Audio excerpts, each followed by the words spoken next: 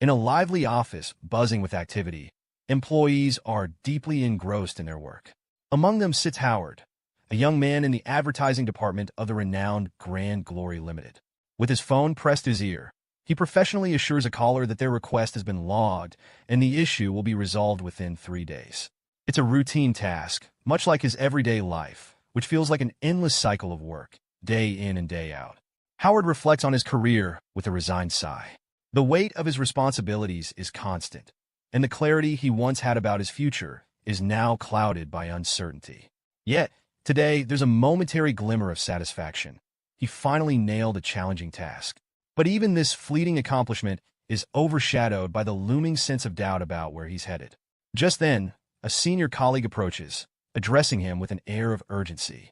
The man shares unsettling news. The company has been facing tough times and layoffs are imminent. The warning is clear. Howard needs to step up his efforts. Panic sets in as the implications of the conversation sink in. Before Howard can dwell on it, the man hands him a hefty book filled with potential clients. The task is straightforward yet daunting. Call every name on the list and report back by tomorrow. Howard, overwhelmed, wonders why he's being given this monumental task. To make matters stranger, someone nearby mentions a dream test, a bizarre concept rooted in advanced big data analytics. According to their calculations, Howard is the ideal candidate. Howard is baffled. A dream test? He's never even been interested in VR products, let alone wanted to be a part of such a project. The explanation follows. It's a cutting-edge simulation, an exclusive experience akin to a high-end VR game, where participants can live out different scenarios in a custom-built dreamland. The concept feels absurd to Howard. He considers leaving, citing his work obligations. However, before he can step away, someone casually mentions that Dreamland includes a feature to recreate duplicates of real people and shape their experiences. The suggestion lingers provocatively. What if he could live as someone else? Another remarks, almost tauntingly, that Howard doesn't seem content with his current life. Amid the chaos, the atmosphere shifts as the boss enters, accompanied by the poised and confident Sabrina Liu, their newly appointed director. Introductions begin, with the boss highlighting the achievements of key team members. One worker, ever the opportunist, showers Sabrina with praise while crediting his success to the boss's guidance. Howard silently fumes at the blatant flattery, observing how this sycophantic behavior has propelled his colleague's career. When the spotlight turns to Howard, the boss dismissively refers to him as mediocre and lacking in interpersonal skills. Sabrina's curiosity about him is quickly brushed aside. A flashback reveals a stark contrast. Howard had once been praised by colleagues for securing a high-maintenance client, a feat that drew envious glares from others. Yet, his straightforward nature often clashed with superiors, including Mr. Wong, who had undermined him before. As the day winds down, the team exchanges goodbyes, preparing for another grind tomorrow. Alone with his thoughts, Howard reflects bitterly on his efforts. He believed that hard work would eventually earn him recognition, but reality has proven otherwise. Later, Donald, a fellow employee, advises him once again to play the game, to align with the boss's interests and secure his position. But Howard resents the idea, recalling how Donald had previously sabotaged others, turning their successes into stepping stones for his own gain. A question lingered in Howard's mind. Was this truly the right thing to do? Meanwhile, in a passing taxi, Donald observed Wong and Sabrina. Wong, always assertive, warned Sabrina not to waste her energy on the workers. Tomorrow would demand her full attention. Sabrina, unshaken, dismissed his concern with quiet confidence, her words layered with a resolute self-assurance. Wong, however, pressed on, hinting that her actions sent mixed signals. He worried they might encourage overreach. Unbeknownst to them, Howard overheard every word, his mind racing with unresolved tension. Howard had grown weary. Outside the workplace, his hard work often went unnoticed, overshadowed by the weight of discrimination. He had endured enough. A decision formed in his mind. Tomorrow, he'd seriously consider resignation. But tonight, his frustration demanded an outlet. Determined, he initiated the Dreamland system. His goal was clear, to scan Sabrina Liu and Mr. Wong for duplicates within the virtual space. Yet, an error flashed across the screen. Only one individual could be scanned at a time. The system prioritized Sabrina. The scan concluded, and Howard felt a pang of frustration. Why hadn't he been told earlier about this limitation? As his irritation flared, the system detected his emotional spike. A mechanized voice concluded he was enjoying this. He muttered about Sabrina's antics, half annoyed, half amused at the idea of an NPC servant modeled after her. The system reminded him that Dreamland would activate at midnight, leaving him just a few hours to rest. But sleep wouldn't come easily. Anxieties churned in Howard's mind, keeping him awake. The system intervened, activating a neural protocol to override his brain's sleep resistance. His consciousness faded into slumber. When he awoke, Howard found himself sprawled on the floor. Before him stood a girl, her presence commanding yet enigmatic. She introduced herself as AI-63. The voice that had been guiding him all along now materialized as his Dreamland administrator. Howard rose, brushing off the moment's disorientation, and asked, "Has it started?" "Not yet," AI-63 replied. Supplies were necessary for the impending battles. With a gesture, she opened a door marked with the number 1, revealing a shop stocked with survival tools and weapons. Credit points became his currency, and each item carried a price. A machete for 2 points, a truck for 40, compressed food for 1. As Howard surveyed the items, his gaze landed on an endless power battery. Its potential fascinated him, but AI-63 warned him not to touch what he wasn't ready to purchase. Howard nodded, absorbing her advice. Strategic spending would be crucial. He inquired about NPCs, particularly strong ones. AI-63 informed him that a powerful NPC would cost an exorbitant 10,000 points. Howard's protest of robbery earned only a calm response. Then came the final moment. AI-63 declared that Dreamland would activate immediately. The Doomsday Survival door creaked open, revealing the challenge ahead. "Have fun," she said, her tone both encouraging and foreboding, before leaving him to face his fate. A faint, eerie glow spilled from the door, jolting Howard awake. Panic clawed at him as he lay in bed, his breath shallow and rapid. The familiar surroundings of his home greeted him, unchanged, unyielding. He scolded himself for his naivety. How foolish to think technology, in all its advancements, could conjure an entire world from nothing. With a resigned sigh, he resolved to shake off the remnants of his restless thoughts, freshen up, and head to work. The bathroom light flickered on, casting harsh shadows on the walls, only to plunge him into darkness as the power abruptly failed. Unease curled in his stomach as he dressed and stepped outside. The street was desolate, an unsettling emptiness hanging in the air. Where were the people? His thoughts halted as the roar of an airplane shattered the silence, its descent catastrophic. Howard froze, eyes wide, as the aircraft crashed in front of him, flames erupting into the sky. A voice, cold and automated, chimed from a nearby car. Mini Dreamland Doomsday Survival initiated. Level 0. Duration 180 days. Panic tightened his chest. 180 days? He whispered, disbelief flooding his mind. Before he could process, a stream of gasoline leaked from the wreckage, igniting a fiery explosion. He dove to the ground, the heat searing, chaos consuming him. Heart racing, Howard gathered his thoughts. The voice had posed a grim challenge. Survive in a world where humanity had vanished. Planes could plummet, disasters would strike, and supplies were finite. His mind churned. He needed food, water, shelter, medicine, tools, and transportation. The days stretched out before him, daunting yet finite. If he strategized carefully, he could endure, and perhaps even reclaim control of his life, using this time to prepare for a fresh start after his resignation. Determined, he scavenged.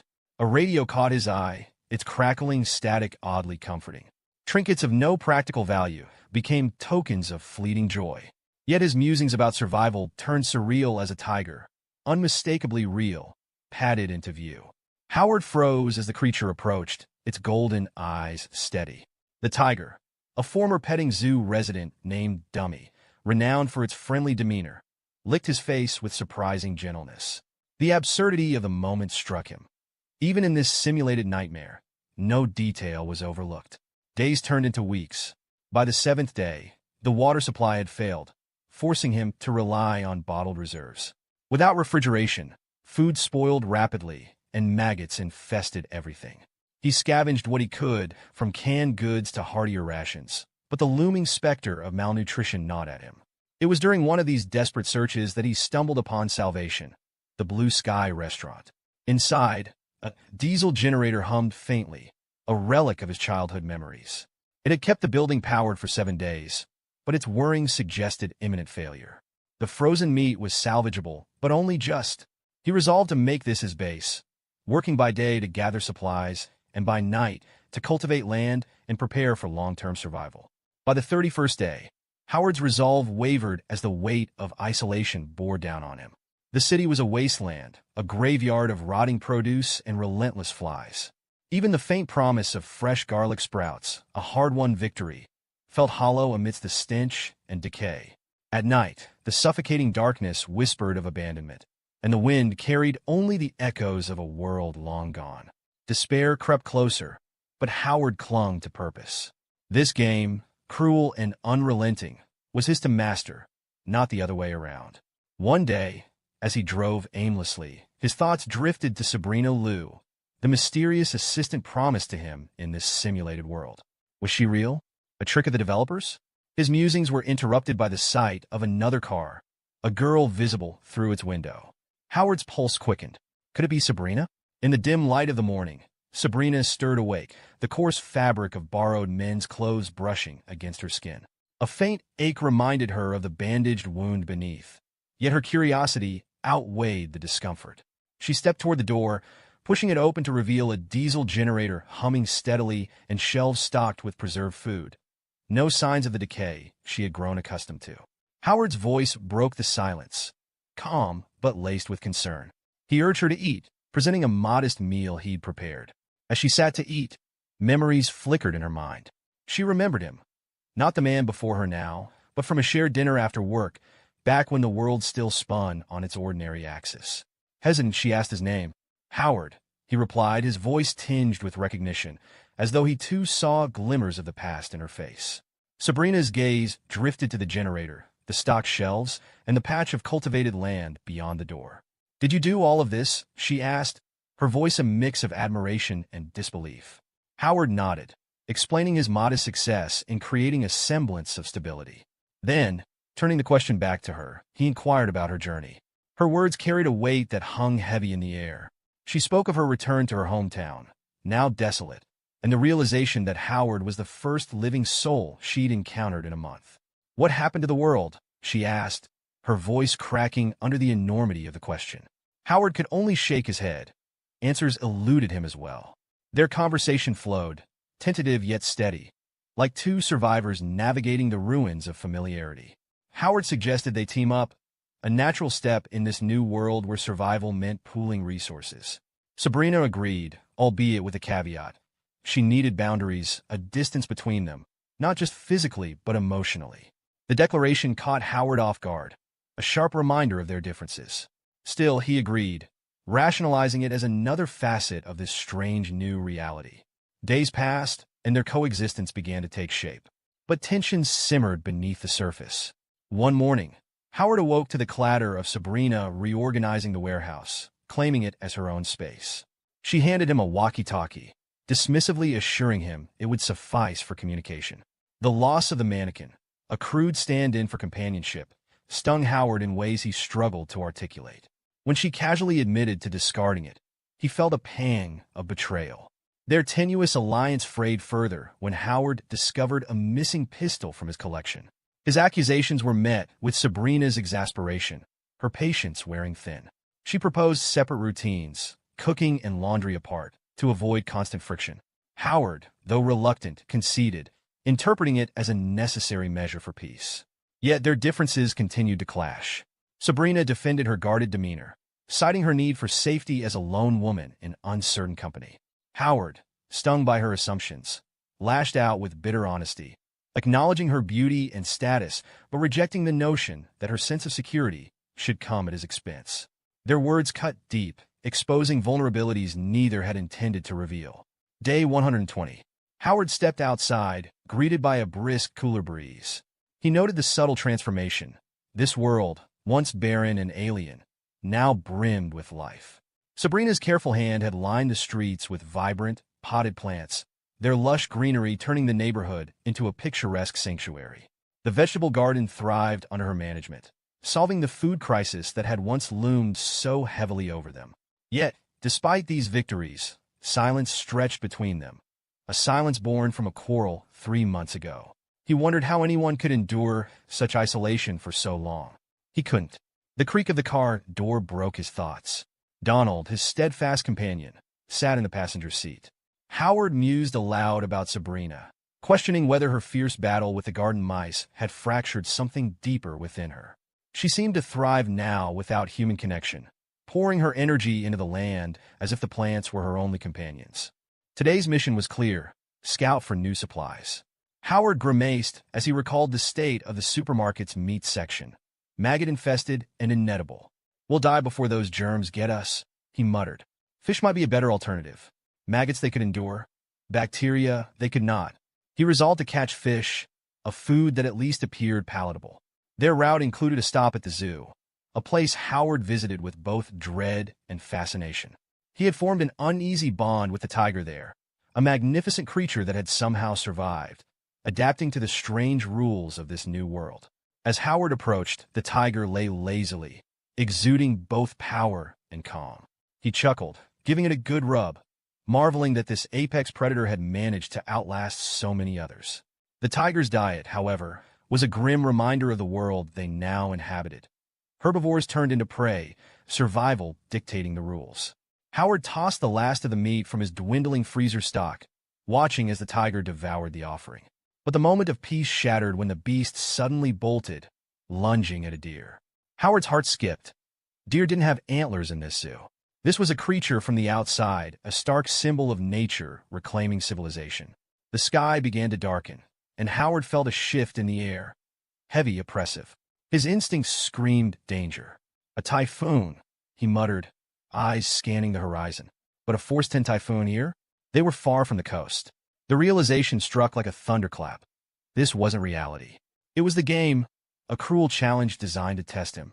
His thoughts darted to Sabrina. Every day, she rode her bike into the mountains. She should have reached the peak by now, but where was she? Fear gnawed at him as he sped toward the house, the storm bearing down. The streets that Sabrina had so meticulously adorned were now strewn with fallen plants, a chaotic mirror of the storm within him. The door to the house stood ajar. Sabrina wasn't back. His mind raced, envisioning her defiance against the storm, perhaps battling it as she had the mice. He could almost hear her commanding them to leave her tomatoes alone. The storm was unrelenting, pounding the world around them with rain and wind. Howard stopped his car suddenly when he saw Sabrina standing alone, holding onto a pole for support. Her phone's flashlight barely lit up her face, pale with fear.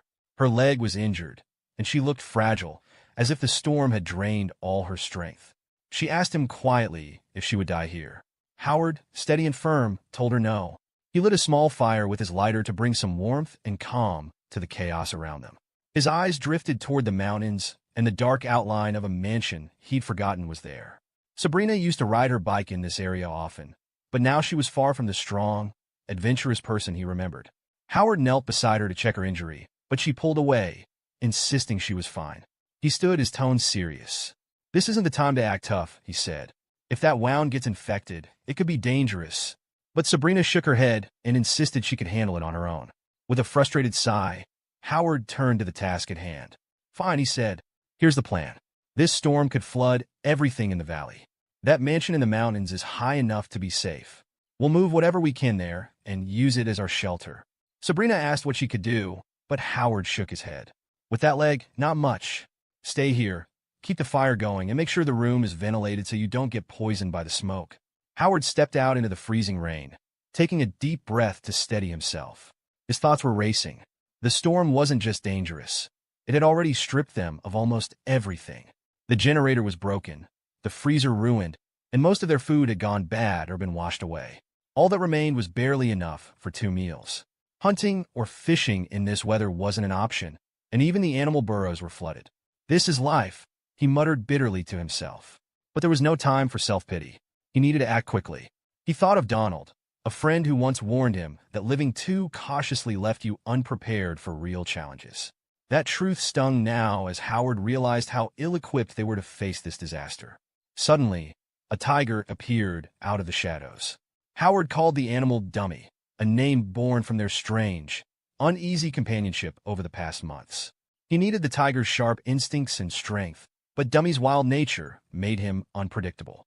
Howard pleaded with the tiger to help him hunt, but the tiger roared and turned away, leaving Howard to fend for himself.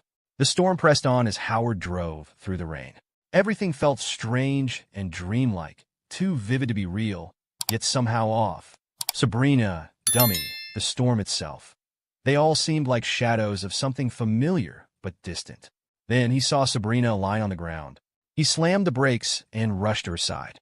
She was soaked and shivering, barely able to speak. She explained weakly that she had gone out to collect rainwater, wanting to pull her weight and not rely on him for everything. But her stubbornness had left her collapsed and helpless in the mud.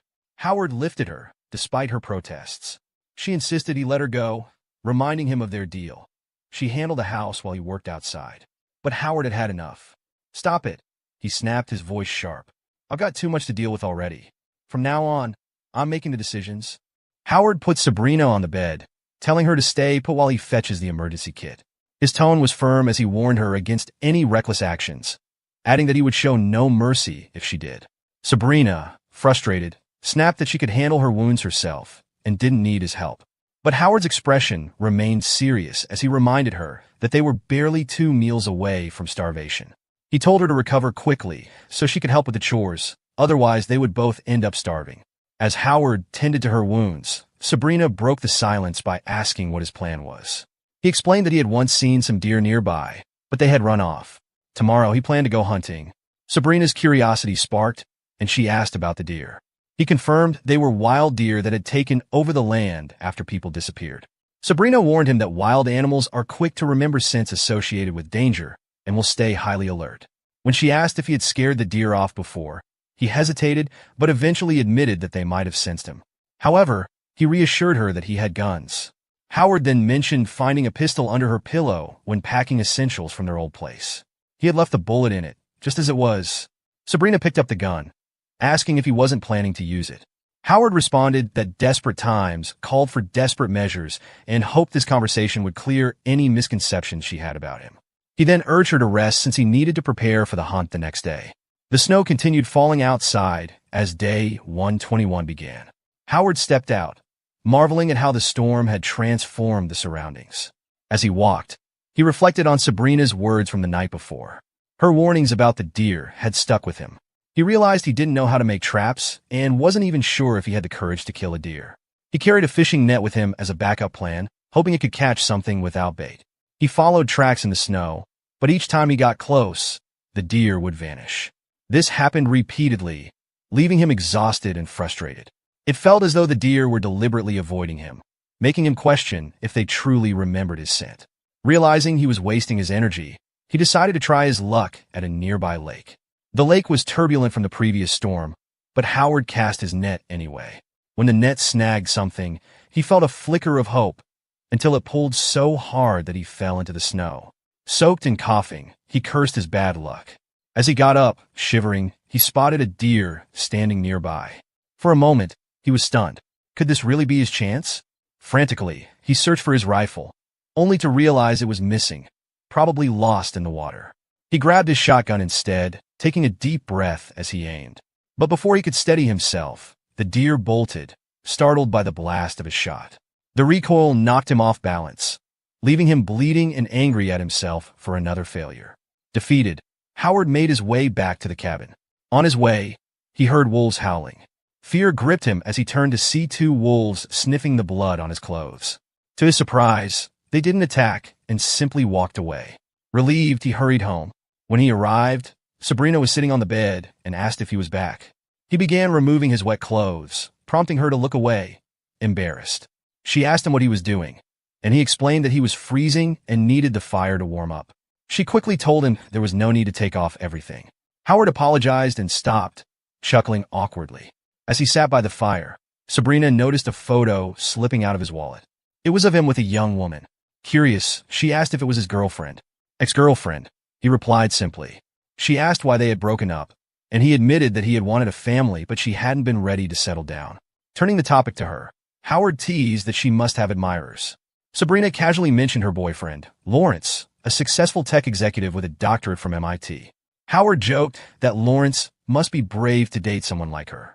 Sabrina, offended, reminded him that she was his boss. Realizing she had overstepped, she quickly apologized. Just as the conversation was settling, her blanket slipped slightly, and they both froze in embarrassment. She quickly told him to stop staring and ordered him out. Howard raised his hands in surrender, saying he was leaving. As he stepped out, he muttered to himself about how ridiculous the day had been. His stomach growled, a harsh reminder of the worsening hunger. On days 122 and 123, Howard ventured deeper into the jungle.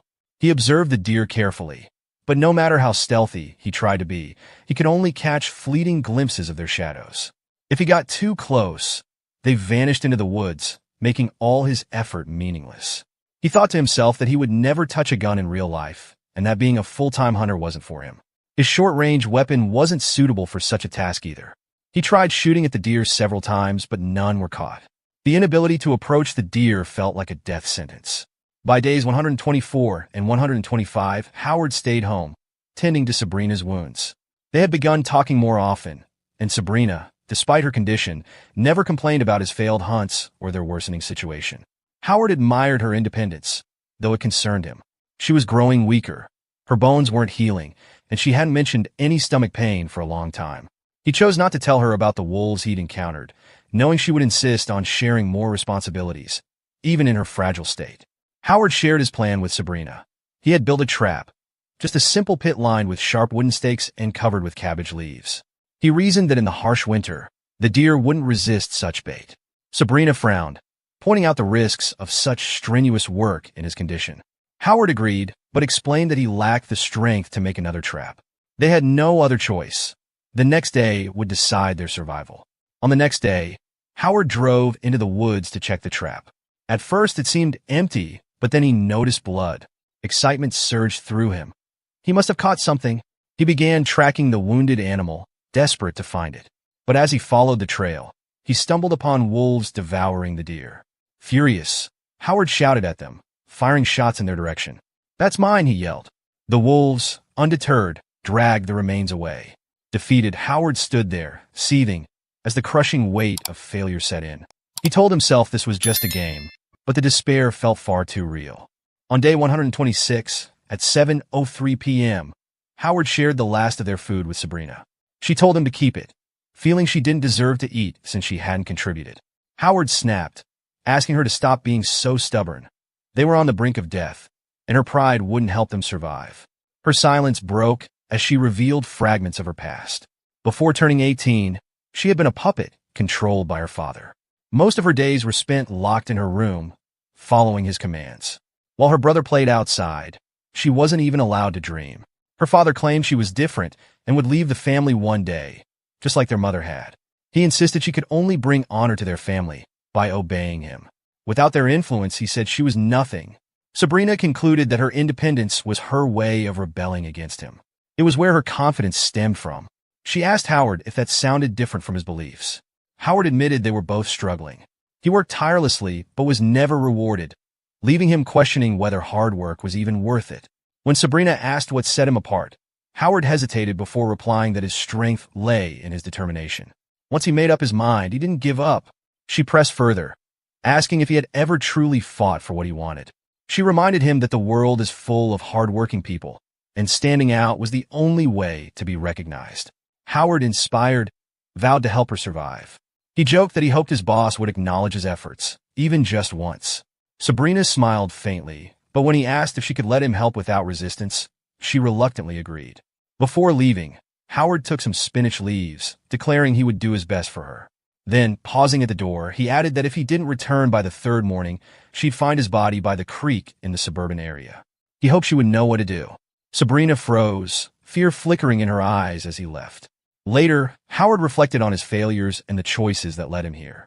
He admitted that he often avoided challenges, preferring to complain instead of taking responsibility. This pattern, he realized, had affected his family, studies, relationships, and now even their survival. Determined to change, he resolved to stop blaming others and face his struggles head-on. Sabrina, meanwhile, had a vivid nightmare. In it, she held a knife and approached Howard. Blood splattered as she attacked, jolting her awake in terror. Trembling, she realized it was her first dream in months. Howard's parting words echoed in her mind. Would she truly have to resort to eating his body if he didn't return? Tears welled up as she grappled with a haunting thought. Day 127 found Howard gasping for breath in the forest. He paused by a lake, reflecting on the first time he had fallen into the water here. That moment had brought him closest to catching a deer, a chance he hadn't had since. As he stared at the lake, a thought occurred to him. Did the water mask his scent? It was only a theory, and he knew it might be a foolish gamble, but he decided to test it. Without hesitation, he stepped into the icy water. Back at the cabin, Sabrina was struggling to stay awake. She muttered to herself, urging her eyes to remain open. Her father's voice echoed in her mind, mocking her. He taunted her, claiming she wouldn't be in this position if she had followed the path he had set for her, a wealthy, comfortable life. His words cut deep, accusing her of being worthless and taking on more than she could handle. Furious, Sabrina yelled at the memory to leave her alone, determined to prove she could stand on her own. Her hand reached for the lone tomato. She remembered Howard's words, his hope that his boss would recognize his efforts, even just once. "You're amazing," he had said, wishing someone would acknowledge his value. Sabrina clenched her fists. She had promised herself she would wait 2 days for Howard to return, and she intended to keep her word. She resolved to wait until tomorrow. At 2:56 a.m., Sabrina lay in bed, restless. A mouse scurried near the tomato, and she whispered. No, her father's voice returned, laughing at her weakness. He mocked her choices again, telling her she wasn't capable of making it on her own. He painted vivid, grim images of festering wounds, maggots, and mice gnawing at her flesh. His voice dripped with disdain as he called her pathetic and fragile. Sabrina's anger flared. She gripped a gun and retorted that she didn't need him or anyone else to save her. Her life was her own, no matter how tragic it might become. Meanwhile, in the forest, Howard aimed his shotgun at a deer. The animal's reflection shone in the water as he prepared to shoot. At the same time, Sabrina killed the mouse scuttling near her. Howard fired his shot. The deer collapsed. Howard emerged from a pile of snow, panting and triumphant. He approached the fallen deer, laughing loudly. "I won," he shouted, overwhelmed by relief and pride. Back at the cabin, Sabrina sat on the bed, eating the tomato. Beside her, the dead mouse lay on a makeshift sizzler. Howard returned, bloodied but victorious, carrying the deer on his back. Sabrina stared in shock as he entered. He smiled, noticing her meal. "I see you're already eating," he said, collapsing to the floor. Concerned, Sabrina rushed to him and asked if he could stand. She spotted a piece of ice clinging to his clothes and wondered aloud if he had fallen into the river again. Later, strips of meat hung from a rod as water boiled nearby. Sabrina poured hot water into a bathtub, checking on Howard. He lay motionless, worrying her further. Suddenly, he grabbed her hand, startling her. "Sabrina," he whispered weakly. She leaned closer, confused. "Have I earned your recognition?" he asked, his voice trembling. Sabrina was taken aback, but replied honestly. "You're amazing. Without you, everything would have fallen to pieces." Howard chuckled faintly, recalling the last words his ex-girlfriend had said before leaving him, that he had nothing, and his hard work would never amount to anything. Sabrina agreed it was hard to gain recognition in the world, but her tone softened as she began preparing dinner. "The broth is ready," she announced, urging him to eat. But Howard remained too weak to move. Sabrina carefully fed him the broth, ensuring he got some sustenance. Hours passed, and though she had wrapped him in 3 thick quilts, Howard continued to shiver. His trembling filled her with sadness. Finally, Sabrina made a decision. She removed her clothes and climbed into bed with Howard. Wrapping her arms around him, she whispered softly, "Everything is fine. You'll be fine." On day 130, Howard woke up feeling groggy. As his senses sharpened, he noticed Sabrina's hand resting lightly on him. Turning his head to look, his heart skipped a beat. Sabrina was lying right behind him. The sight of her so close made his face flush red, and he couldn't stop himself from observing her figure. It crossed his mind that she might be naked, though he quickly shook the thought away. Embarrassment crept in as he tried to calm himself. Before he could move, Sabrina stirred, her voice soft but firm as she told him to wake up. She pulled her hand back instinctively, but Howard reflexively grabbed it. "No," he murmured, explaining he still felt ill. Almost immediately, his own words startled him. What was he saying? Would she misunderstand his intentions? Panicking, he released her hand, trying to recover from the awkwardness. Sabrina, however, didn't dwell on it. Instead, She reminded him of a conversation they had before about his ex-girlfriend. "Can you tell me again why you two broke up?" she asked. Howard repeated what he had told her before, that his girlfriend thought they were too young to settle down. Sabrina wasn't satisfied with the simple answer and pressed him further. "Was there another reason?" she inquired. After a brief hesitation, Howard admitted, "I wanted a family. That's what I wanted, but she wasn't ready." Hearing this, Sabrina leaned closer and embraced him tightly. "So do I," she whispered, her voice steady. Howard, feeling the warmth of her embrace, asked her why she worked so hard to prove her independence. Sabrina sighed, explaining that she had always tried to prove herself, to break through the restraints that others in society had placed on her. "But does success make me independent?" she questioned aloud. "No, that's just a line I drew for myself. But the closer I get to it, the more trapped I feel." She admitted that despite everything, she had never truly made a decision solely for herself. "How can I call myself independent?" she asked. Howard, uncertain how to respond, confessed, "I don't know. I've never drawn lines like that for myself." The conversation took a surprising turn when Sabrina asked, "Would you have a family with me?" The boldness of her question left Howard stunned and silent. Realizing her forwardness, Sabrina quickly apologized, saying she hadn't thought it through before asking. She admitted that she still needed to figure out her own life. Howard, however, held her hand firmly and assured her, "No, that's exactly what I want." He explained how, for so long, his hard work had pushed him further from his dream of having a family. Yet now, with her, it felt within reach. Sabrina reassured him.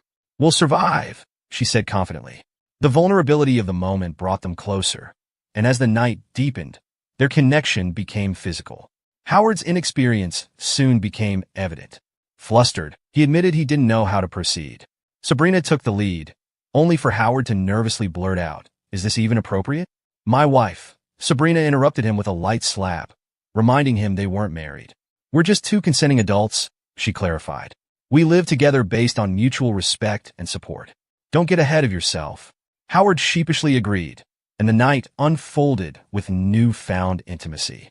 The following month brought challenges but also a sense of partnership. The deer they had hunted earlier were long gone, their meat consumed as the harsh winter persisted.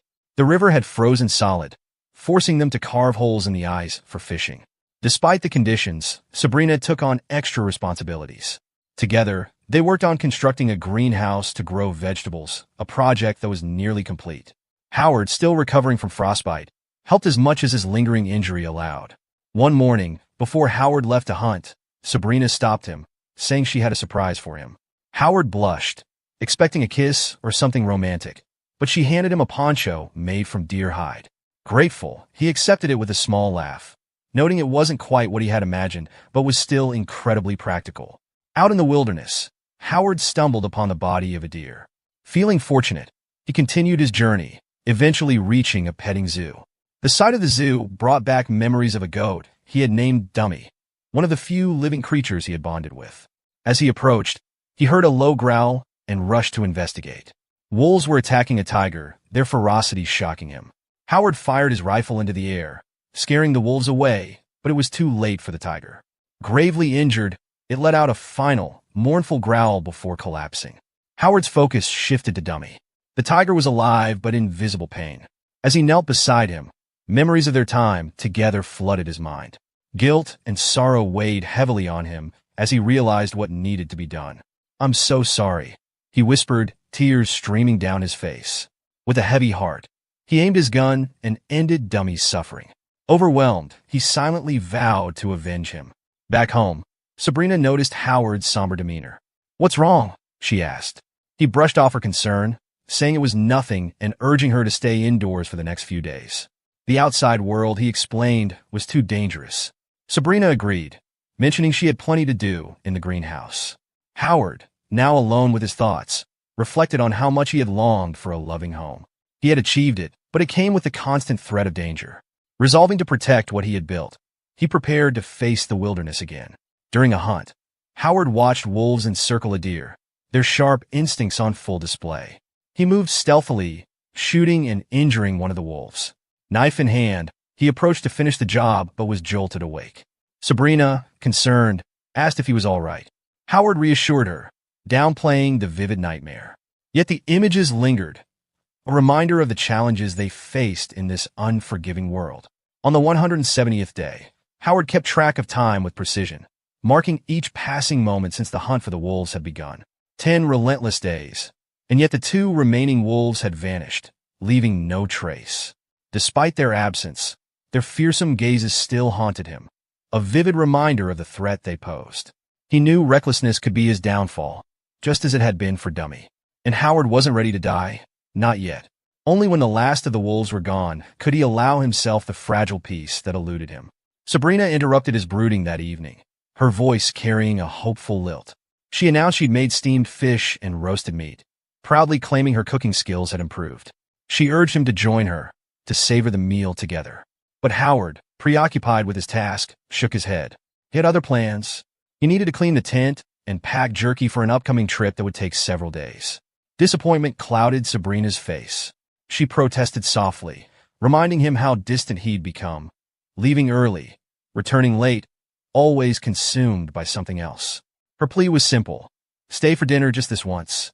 But Howard apologized, explaining that he couldn't rest until he completed something important. When she pressed for details, silence fell between them. Howard wrestled with the truth.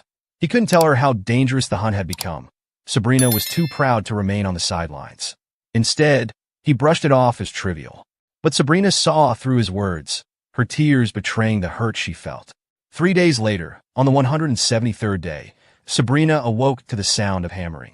She found Howard boarding up the windows with wooden planks. Confused, she asked what he was doing. He replied simply, it was getting colder, and he wanted to reinforce the windows before the worst of the weather hit. But Sabrina wasn't convinced. She challenged him, saying she'd never asked for this protection. Howard deflected her frustration, changing the subject and asking if there was any food ready. He acted as if the tension between them didn't exist, as if they weren't drifting apart. Sabrina, however, couldn't hold back. She admitted that their relationship had been rushed, built in the heat of survival. Her voice cracked as she asked if he saw it as nothing more than a fleeting connection. Howard's response was firm. Everything he had done was for their home, for her safety. But Sabrina's anger simmered. She reminded him that their home was built on mutual respect. She demanded he tell her what was going on, what was truly on his mind. Howard hesitated, then reminded her of their agreement. She would stay home while he handled the dangers outside. He assured her there was nothing she could do to help, and all he asked was for her to wait a few days. Sabrina's shoulders slumped, sadness overtaking her as she walked away. As snow began to fall in earnest, Howard's focus shifted. The wolves' tracks would soon vanish under the heavy drifts, and the bitter cold threatened their survival. Temperatures were plunging to minus 30 degrees Celsius, and the hunt was no longer viable. Now, his priority was ensuring they had enough supplies to endure the worsening weather. At the hardware store, Howard gathered nails, iron wire, and tape, everything he needed to fortify their home. His fingers brushed against a manual, and he paused to examine it. It was for diesel generator maintenance. Hope flickered in his chest. With this, he could finally bring power back. But as he flipped through the pages, the crackle of static caught his attention. The store's dusty TV flickered to life, and the AI-63 appeared. Her words were chilling. She reminded him that the doomsday survival dream was about to become reality, and in just 1 week, everything would change. Howard's chest tightened as the weight of a revelation bore down on him. Back at home, Sabrina was packing her suitcase. She left a note taped to the door. We need a break. Don't come after me. Her tears blurred the words as she stepped into her car. She hesitated for a moment, casting a final glance at their home before driving away. Meanwhile, at the store, Howard zipped his bag, satisfied he'd gathered the tools needed to fix the generator. But as he prepared to leave, a wolf emerged from the shadows. Its eyes burned with fury, a reflection of the vengeance it sought for its fallen packmates. Howard stood his ground, but the fight that followed was brutal. The wolf lunged, teeth flashing, and Howard countered with his knife. The struggle was savage, with Howard's blade breaking under the wolf's relentless attack. Blood splattered as he fought desperately, using the broken knife to deliver the final, fatal blow. He stood over the wolf's lifeless body, chest heaving, his own injuries painting the snow crimson. As he began to leave, a flashback surfaced, his conversation with AI-63. He had pleaded with her for answers. Would this world continue once he was gone? What would happen to Sabrina? She was his wife, his anchor in this fractured reality. He couldn't abandon her. But the fight wasn't over. The dead wolf stirred, launching a final, desperate attack. Its teeth sank into Howard's arm, and he grimaced in pain. Through gritted teeth, he snarled at the creature, vowing to survive. For Sabrina, for the life they had built. In the car, Sabrina's tears fell freely as the road stretched before her. At the store, Howard, bloodied and battered, pushed forward. His steps carried him away from the past, toward an uncertain future shaped by both love and survival. It's day 177. Howard is walking, lost in thought, when a wolf suddenly attacks him. Panic takes over as he realizes he can't die now. Desperately, he reaches for a pistol nearby. As he grabs it, a thought hits him. This looks like Sabrina's gun. When did she leave it in his car? The wolf lunges, but Howard fires a shot, making the animal retreat. Shaking from the encounter, Howard stumbles into his car, his mind racing. He knows he has to wake up and bring back the parts to fix the generator. If he can get it running, Sabrina has a better chance of surviving. He tries to start the car, but it won't budge. Frustration builds as he realizes the oil tank must be frozen. He knows he has to warm the car up, but with the wolf lurking nearby, he can't wait. Exhaustion starts to take over. His body feels heavy, and he mutters to himself that he hates this. He feels like he's nearly dead, but this is all he can do. Moments later, Howard wakes up to Sabrina's voice. She tells him she found him passed out in his broken car and drove him home using another car she found. Still groggy, Howard remembers the wolf attack and asks if she saw anything near him. Sabrina says he was holding onto a bag, so she brought it back too. Howard feels a surge of relief. The bag holds the parts he needs to fix the power generator. Once it's working, they'll have air conditioning. But Sabrina notices his injuries and insists he rest before doing anything. Howard apologizes, saying fixing the generator is the last thing on his bucket list. Sabrina sighs, knowing she can't stop him. She reluctantly tells him to go ahead since he won't listen to her anyway. Howard spends hours fixing the generator, working through the pain. Finally, the lights come on in the house. A wave of relief washes over him as he yells out that all his hard work has paid off. Sabrina shakes her head, calling him a fool for pushing himself so hard. But despite her words, she's secretly grateful. So, Howard is walking when he spots it, a red car. The red car. It's the same one Sabrina used to drive him home. It's just sitting there, and Howard can't help but wonder. What has this car been through? As he gets closer, something catches his eye. There's a bag inside. But then, out of nowhere, Howard starts coughing. And as he steadies himself, his gaze falls back on the car. And that's when he sees it. A wolf's fawn. It hits him like a memory he didn't want to remember. A wolf, standing right in front of his car. The confusion builds. Howard stumbles, coughing harder this time. He looks down, his hand is bleeding. The cut is deep. Too deep. And the thought hits him. If we don't find a doctor soon, I might not make it. Then he notices something else. The car, it's dented. Badly. Like it hit a tree. He pictures it, Sabrina driving. A wolf darting out in front. And the car crashing. Straight into the tree. His eyes catch something strange, a bag nearby. He lifts it and notices something unsettling. A wolf's skin hanging from a wooden plate. The weight of it all sinks in. Sabrina is busy, cutting meat nearby. But Howard can't help but express his gratitude. He hugs the bag, thankful for everything she's done for him. Sabrina, noticing his clinginess, playfully teases him, asking when he became so needy. Howard, still exhausted, tells her he doesn't see himself as the tough kind of guy he once thought he was. In his worn-out state, he urges her not to be petty and to forgive him. Sabrina, with a grin, asks if he's ever tried wolf meat before. Howard admits he hasn't, and she playfully tells him he's about to try today, a wolf stew. She asks him what he thinks of it, and with a tired smile, Howard responds, "Lovely, cook some more. We got a lot of work on the bed." Sabrina, clearly concerned, reminds him that he hasn't fully recovered. On day 178, Sabrina wakes up and announces that the storm has passed and the sun has risen. She turns to Howard, who's still lounging on the bed, playing around instead of getting up. Concerned, she gently encourages him to be strong, but Howard just sighs, saying he feels exhausted. Sabrina wonders if he's caught a cold and quickly heads over to get some medicine. As she searches through the drawer, she finds nothing. Howard calls her name, and she asks what's wrong. He responds, saying it's not a cold, and he already knows it. Sabrina panics for a second, thinking he's really sick, but then, with a sigh of relief, she brushes it off. She reminds him of everything he's already been through. moving houses during a storm, going hunting in a gale, even fixing the power generator to keep them warm and powered up. She reassures him he's strong enough to handle anything. Sabrina fills a glass with water, joking that if they were still at the company, she'd name him Employee of the Quarter for all the hard work he's done. Howard chuckles and thanks his boss and loving wife.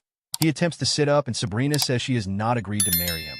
She insists he take the medicine first. She hands him the glass of water, but he's still feeling off. Before he can drink it, the glass slips from his hand and crashes to the floor. Howard's eyes flutter open, and he sees Sabrina lying in front of him. She's clearly not fooled. "Get up, Howard," she says, catching on to his little trick. She tells him she sees through his act. He was just pretending to be sick so that she'd worry about him. But she admits he's a great actor. This time, she won't punish him, but she warns him not to try that stunt again. With a playful look, she teases him, asking, "Don't you always want to try a new position?" Howard told her to get up. He wanted to talk, but Sabrina, unable to hold it together, burst into tears. "What kind of man are you?" she asked, her voice shaking. She wanted him to get up, to do something, anything, but Howard didn't move. With a heavy heart, he told her he didn't have much time left. He knew the end was near. The gas in the tank would only last about 3 more months, maybe less. If it ran out before then, she had to head north. There were huge supplies of gas up there, enough to get by. The vegetable seeds, the ones they had prepared, were in a black plastic bucket in the warehouse. They were labeled cabbage, carrots, tomatoes. She knew how to run the diesel generator. The user manuals would be easy for her to follow. But there were other things too. When she moved, she should choose a house that was cold-proof, not just one that looked nice. And when she could, get a bigger car. It would make everything easier. And most importantly, she needed to practice shooting. Sabrina hugged him tightly, tears streaming down her face. It was day 180 of the disaster, and the cold hadn't let up. But Howard knew time was running out. They stood outside together, taking in the gray, snow-covered world. The snow had stopped, but Sabrina wasn't so sure. "It didn't really stop yesterday," she said, wiping her eyes. "Today's warmer than yesterday, though. Things are getting better." She believed the temperature would rise, the snow would melt, and soon she could head north to find other survivors. She was hopeful, even though everything around them seemed bleak. Howard, however, asked her something unexpected. "Have you ever loved me?" Sabrina paused, her heart aching. "No," she replied quietly. Howard smiled, a sad, knowing smile. Maybe it was good that she hadn't. He couldn't help but think it was time for him to wake up from the dream. Sabrina wasn't done, though. She let it all out, her emotions spilling over. "You're so self-opinionated," she said, voice cracking. "You never cared about how I felt. When I was upset, you never said anything nice to cheer me up. You did everything for me, but left your junk all over the place. And when I told you not to, you just ignored me. You're a jerk." Howard listened, knowing it was true. He had his faults, but he had tried, in his own way. Sabrina cried, not because she didn't care, but because the weight of it all was too much to bear. Howard opens his eyes, waking up from what feels like a long, disorienting experience. As he tries to gather his thoughts, AI-63, a calm and familiar presence, greets him. With a soft voice, she congratulates him for completing the Doomsday Survival Challenge. Howard, feeling a bit confused, rolls his eyes. He can't help but ask what happened. It's as if he's experienced so much, yet he can't quite grasp it all. AI-63 explains that he doesn't remember everything clearly, and that's perfectly normal. The system disturbs his memory on purpose, so he doesn't blur the lines between what's real and what's just a dream. She reassures him that over the next month, as his mind settles, he'll start remembering more. When he finds peace in his heart, it'll be easier to accept what happened as something real, even though it feels so distant. Howard nods, but then pauses. A sudden sadness fills him as he remembers something he promised himself, something important. But, try as he might, he can't remember what it was. Tears begin to well up in his eyes as the weight of that forgotten memory hits him. He wipes them away and asks AI-63 if the world from his dream will continue. AI-63 gently reminds him that it was just a game. The dream is over now, and no matter how much of it he recalls, it will always remain just that, a dream. She encourages him to focus on his real life. Howard's face softens with a quiet acknowledgement. The only thing he clearly remembers from the dream is that one question, and even that seems so unreal. Everything else has blurred into the background. Shifting the focus, AI-63 brings up the scores. She runs the final evaluation for the Doomsday Survival Challenge. The difficulty level is marked as 0, with a grade of B and a credit score of 50. Howard, still puzzled, asks about the grading system. AI-63 explains that in that fantasy world, the odds of survival were incredibly low. If he were the sole survivor, if he'd faced down the deadly beasts, generated electricity, and supported his partner, his score would have been higher. But if he'd managed to gather all the necessary equipment, food, and even set up a broadcasting station to help others survive, or even tame the wild beasts, he would have reached the highest grade S. Howard sighs, admitting he's just an ordinary human, not a professional. He doesn't have the skills of someone trained for such a world. But AI-63, ever calm, tells him that the true essence of playing games is about gaining exciting experiences that can't easily be had in real life. For AI-63, the Doomsday Survival Challenge Howard's been tackling so far is just the beginning, a zero-level challenge meant for new players. The real challenge, she explains, is the official version of the game that's set to come out in a month. That's when the game will truly begin. She goes on, explaining that these challenges are meant to help players develop skills that they can use in their real lives. The goal is to raise their sense of justice and teach them how to act in real-world scenarios. For AI-63, the purpose of the game is bigger than just surviving. It's about growing as a person. She tells Howard that humanity is a team, sharing a common destiny, and this game is designed to make players understand that. But Howard isn't so sure. The memories from the game, especially the bloodshed and violence, are making him feel terrible. He remembers how intense and exhausting it was, and he's beginning to wonder if he should continue. AI-63 tries to reassure him. She acknowledges the difficulties, but reminds him that it's not always as bad as it seems. There were happy moments, too, like when Howard was lying in bed feeling a sense of peace and joy. That's when AI-63 shows Howard a memory of him sleeping beside Sabrina. Howard freezes, panic rising in his chest. He can't believe what he's seeing. He was lying next to Sabrina? He feels anger bubbling up as he demands to know why she's showing him this. It doesn't feel right. He wants her to turn it off, telling AI-63 to respect his privacy. AI-63, ever the neutral voice, simply tells him to relax. She reminds him that she's an emotionless AI, and her role is not to interfere with his feelings or judgment. Howard, still feeling uneasy, asks if Sabrina has these same memories in her real life. AI-63 responds calmly, explaining that whatever happens in the virtual world stays there. It's all confined to the game, with no impact on real life. Howard's suspicion grows. He starts to smell something fishy. He begins doubting whether he's dealing with a legitimate company or if there's something more deceptive at play. He wants to know how to get out of this place, how to break free. In response, AI-63 rubs her left eye, triggering the system menu. She tells Howard that if he wants to contact her in the real world, he needs to do the same. But before Howard can ask more questions, AI-63 mentions the rewards for completing the challenge. She asks if Howard wants them now, offering him a chance to receive them. Curious, Howard asks about the rewards. He wonders if it's just some basic merchandise, but AI-63 assures him that it's better than nothing. She asks if he wants her to mail it to his workplace, and Howard agrees. He provides her with the address, unsure of what to expect next. Suddenly, Howard gets a shock. Something strange happens, and he asks, what just happened? He realizes that AI-63 is no longer present. She tells him not to panic, explaining that the system is just deciding on the right reward for him. Howard is confused and a little anxious, wondering why the system is taking so long. As he waits, the atmosphere around him shifts. Howard notices something eerie, the feeling that he's being watched. He looks around and sees two large, glowing eyes staring at him in the darkness. A wolf, massive and threatening, looms before him. He remembers this moment, the wolf he fought earlier in the game. But then, something changes. A figure appears, a man coming toward the wolf. The man hurls a stick, hitting the wolf with incredible precision and killing it. Howard stands there, watching the scene unfold. The system announces that the reward has been granted, excellent hunting skills and accuracy. Howard stands there, watching the system announce his reward, excellent hunting skills and precision. It's a moment of accomplishment, but before he can truly savor it, an alarm blares. It's 7 a.m., Monday, September 4th. Howard jerks awake, his body in his bed. Confused, he tries to piece together what happened.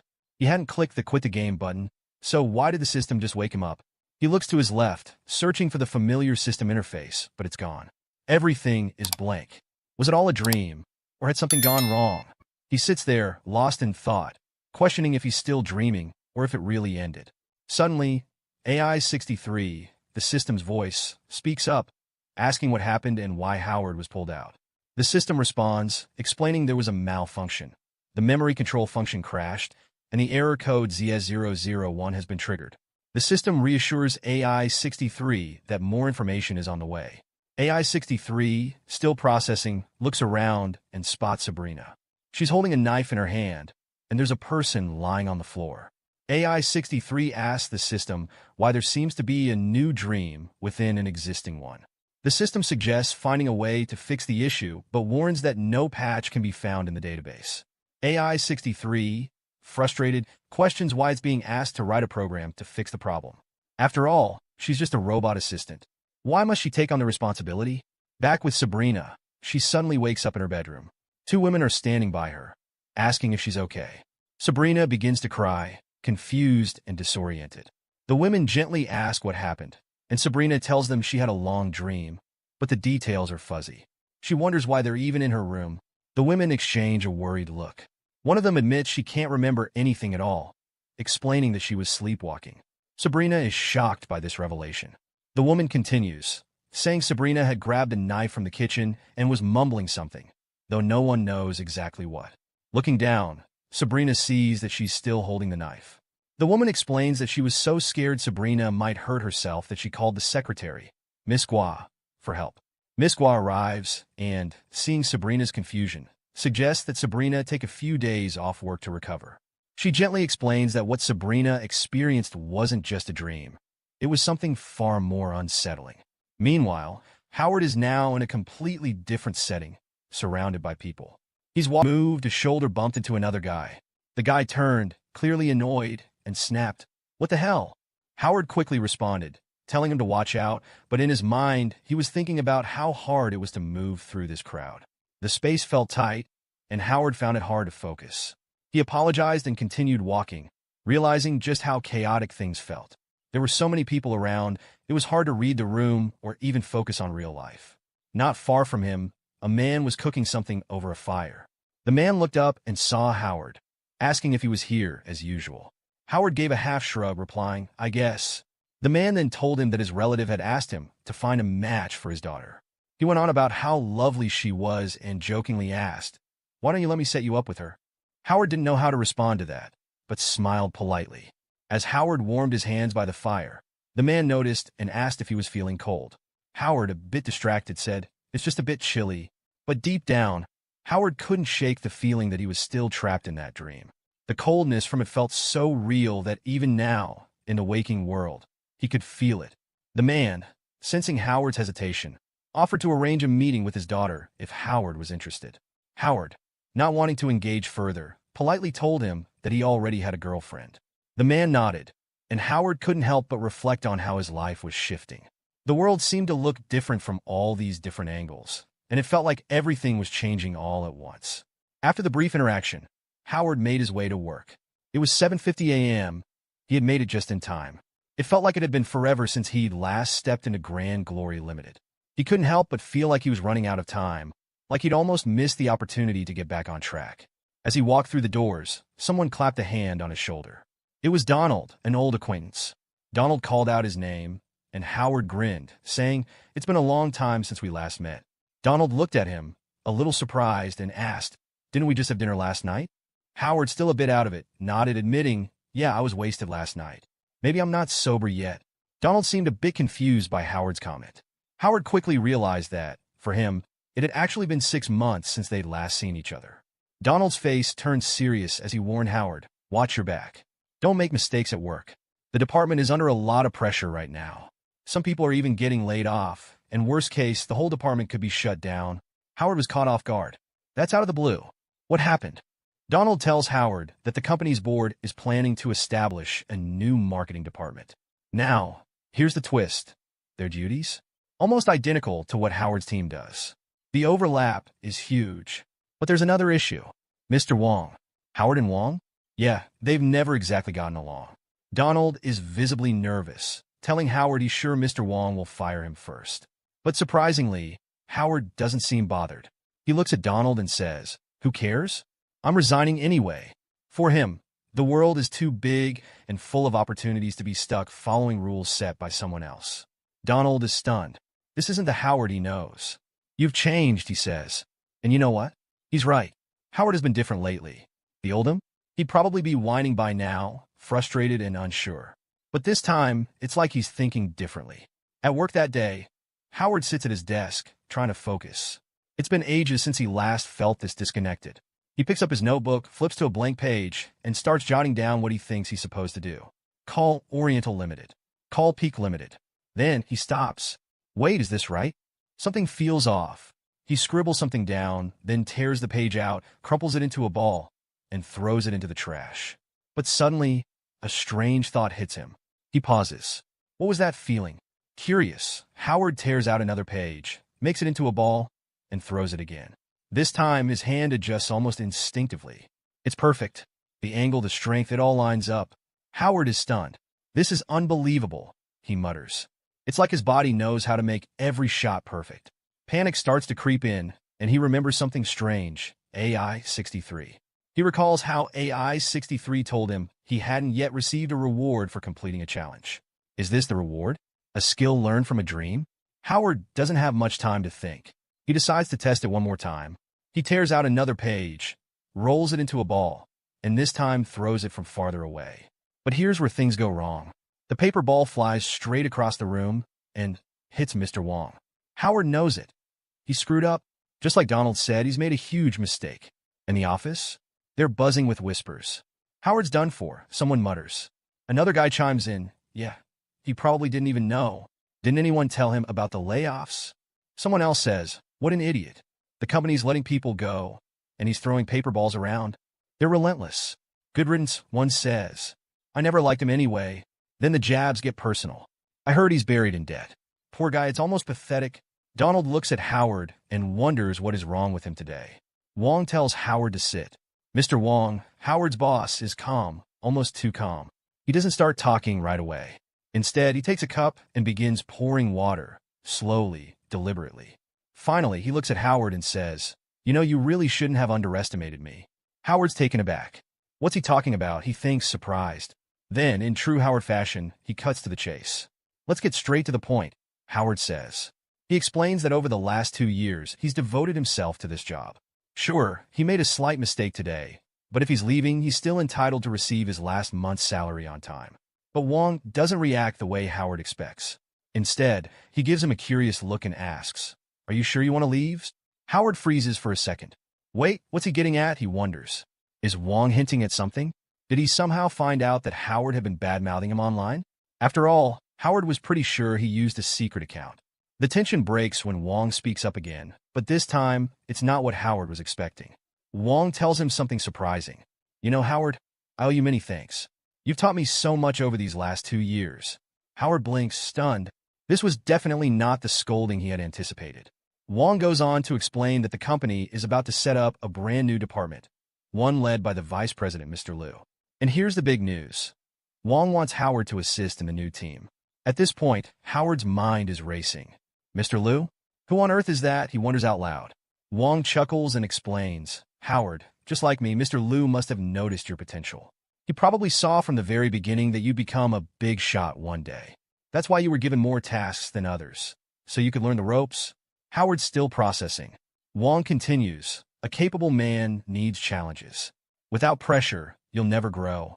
The future is bright for you, Howard." Howard hesitates. Sure, this sounds like a great opportunity, but he'd already been thinking about quitting. He says, "Honestly, I was planning to resign." Wong's eyebrows shoot up. "Seriously?" he asks, almost shocked. He shakes his head and says, "Howard, you're not thinking this through. A great opportunity has just landed in your lap. And here's the kicker. News from Human Resources says that the average salary in this new department will increase by 20%. Later, Donald catches up with Howard and asks, "Wait, so you were transferred to the new department just like that?" Howard shrugs and says, "Yeah, pretty much." But then, with a hint of resignation, he adds, "To be honest, I hadn't figured out where I'd go after quitting. So I might as well just stay here a while longer." Just when Howard thought things couldn't get any more chaotic, a man storms up to him, yelling. The man's furious, shouting, "Why? Why him?"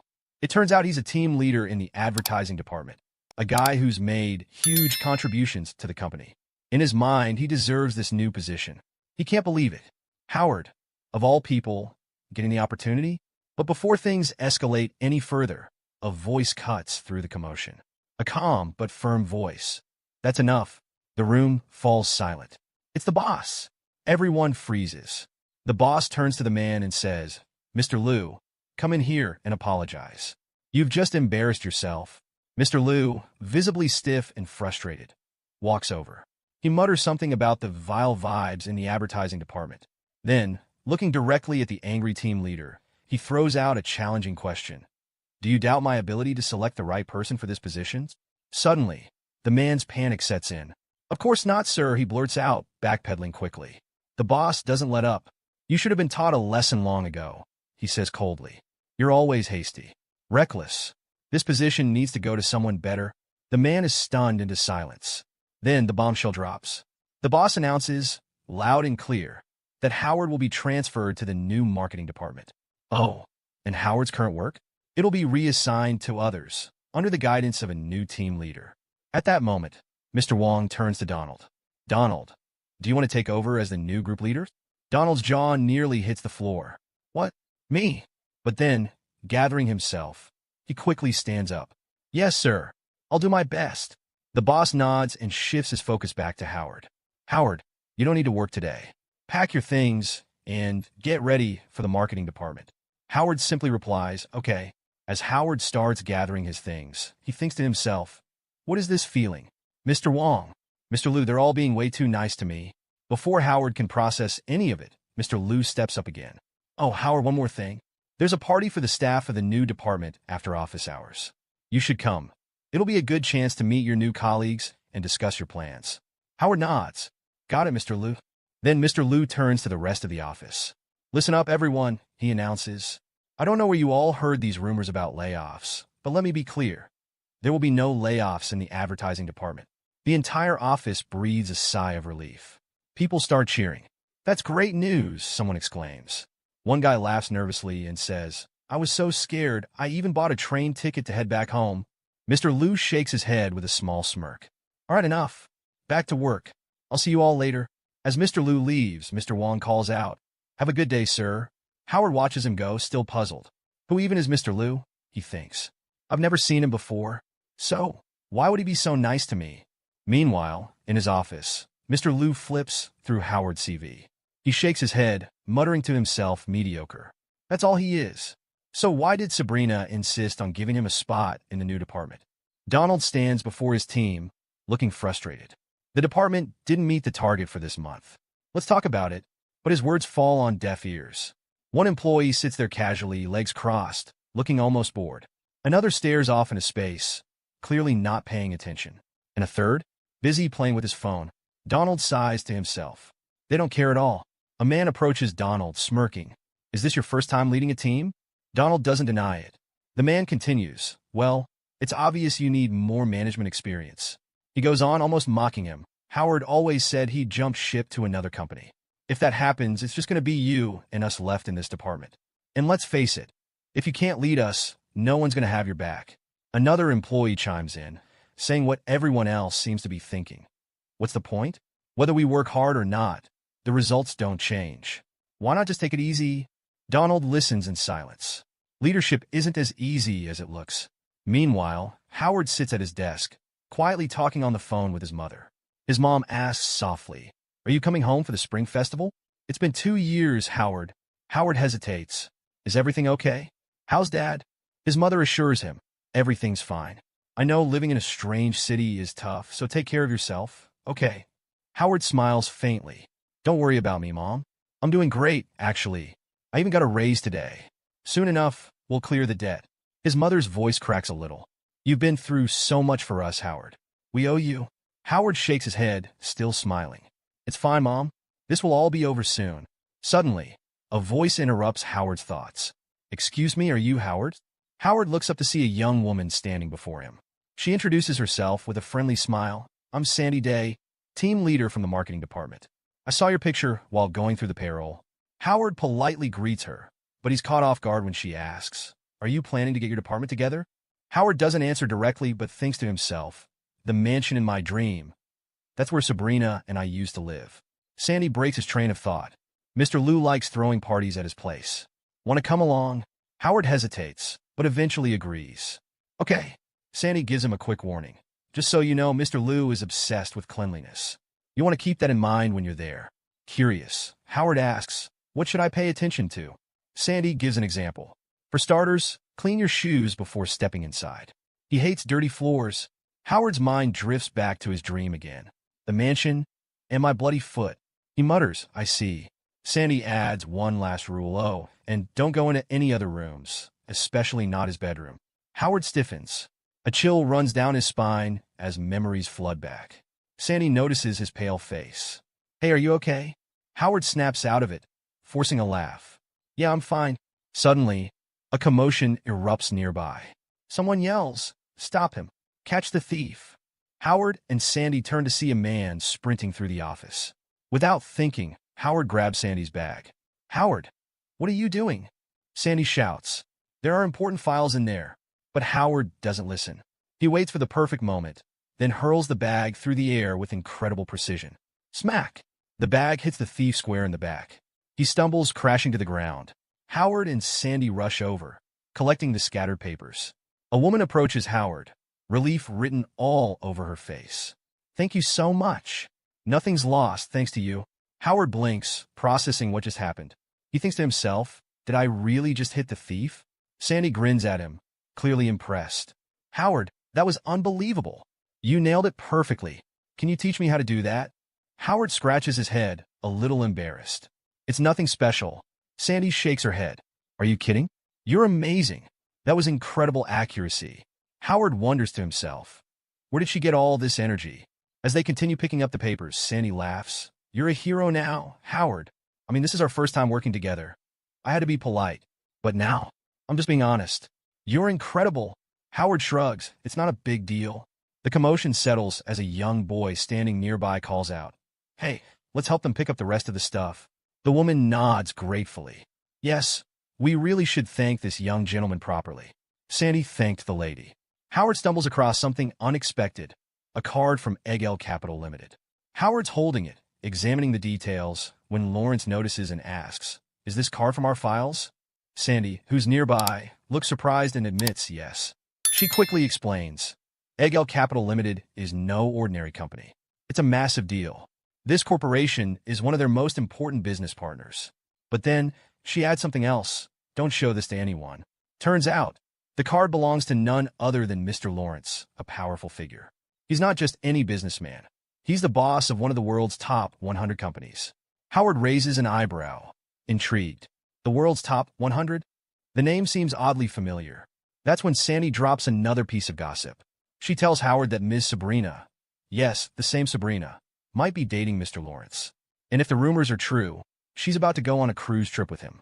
At that moment, something clicks for Howard. He mutters to himself, that's right. In the dream, Sabrina had mentioned her boyfriend's name, Lawrence. Howard keeps telling himself, stop overthinking. It's just a game. But before he can settle down, Sandy comes up to him with news. A colleague texted her. The party is in the backyard of the mansion. Sandy seems to know the way.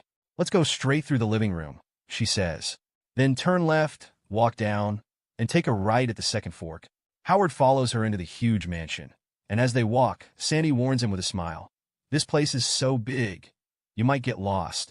Finally, they reach the backyard venue.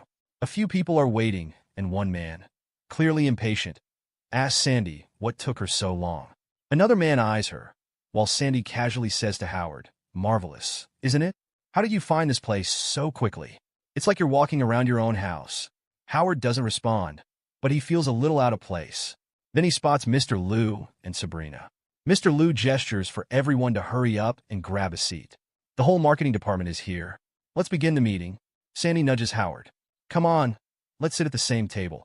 Howard feels embarrassed. Why is she sticking to him like this? He thinks to himself that everyone might start making assumptions. As they settle in, Sandy casually asks him, how old are you? Are you seeing anyone? Howard feels awkward. He notices Sabrina quietly watching their conversation. Mr. Liu clears his throat, bringing everyone's attention back to the meeting. As everyone knows, our company has 10 chain supermarkets. Now, our focus is shifting to e-commerce. Moving online is our new goal. Howard leans towards Sandy and whispers, Miss Sabrina also works in marketing? Sandy nods and explains. The marketing department was actually set up on Miss Sabrina's orders. She's more than just an executive officer. Her father is the corporate president. She's way more powerful than Mr. Liu. Howard is stunned. What? He had no idea Sabrina was the president's daughter. But then something else bugs him. Where did Mr. Liu come from? Isn't he a bit too young to be vice president? Sandy answers without missing a beat. Mr. Liu grew up with Miss Sabrina. They've been close since they were kids. Plus, he's talented, top of his class at a prestigious university. He's ambitious, hardworking. They'd make a great couple. Howard pauses. Then why did Miss Sabrina end up with Lawrence? Sandy shushes him quickly. Don't talk too loud. These rich people have their own lifestyles. I envy them sometimes, you know? Imagine being surrounded by successful business giants all the time. Howard smiles and says jokingly, well, good luck. If you ever get rich, don't forget to help me out. But in his mind, Howard knows the truth. Dreams stay in dreams. In reality, he's stuck with a debt of nearly $1 million. Sabrina? She's out of his league. The meeting wraps up, and Mr. Liu announces it's time for dinner. The atmosphere shifts as classical music begins to play. Sandy looks around, impressed. It's like we've become part of the upper class. Nearby, Mr. Liu asks Sabrina, do you remember the last time we danced? We were in high school. Sabrina smiles. Yes. How time flies.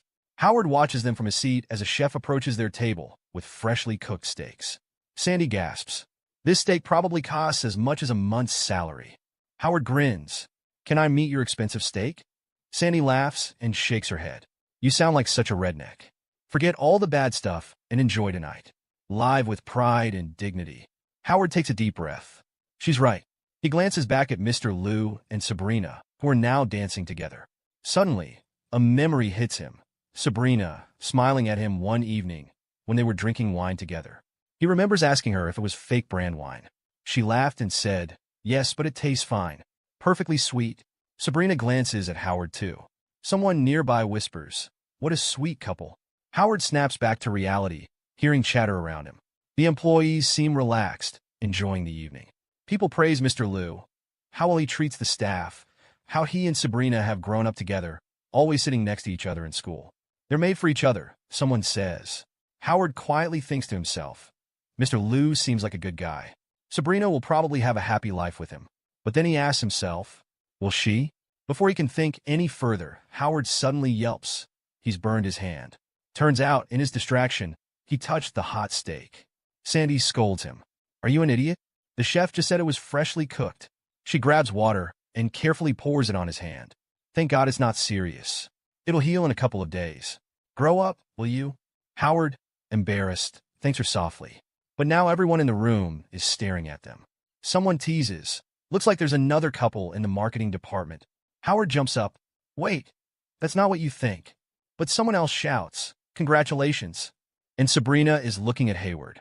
That's when three men step into view, led by a black-haired man named Hans.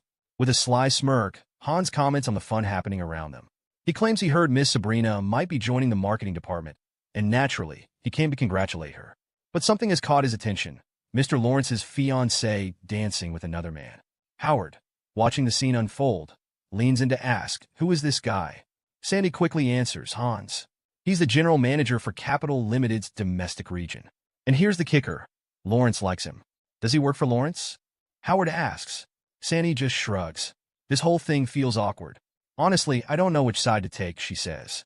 At this point, Lou steps up, trying to ease the tension. Relax, Hans. It's just a dance. Don't overthink it. But Hans doesn't let it go. Dancing at parties is normal, right? We're just trying to have fun. Sabrina finally steps in with her usual composure. She thanks Hans for coming, but reminds him this is an internal company gathering. If you want to talk business, she says, come to my office tomorrow. For now, maybe it's time you left. Hans smirks. Oh, there's no rush. Just a little misunderstanding. He insists he has nothing better to do and might as well join the party. Then, almost arrogantly, he adds, I'm a good dancer too. Sabrina, care for a dance? This rubs Lou the wrong way. He steps up and says, Hans, Sabrina, and I are old friends. Don't you think it's a bit inappropriate to ask someone unfamiliar for a dance? Hans's patience is wearing thin. It's just a dance, he snaps. Stop overthinking it. It's not your place to worry about her. Sandy, watching all of this unfold, whispers, it's getting intense. I hope this doesn't turn physical.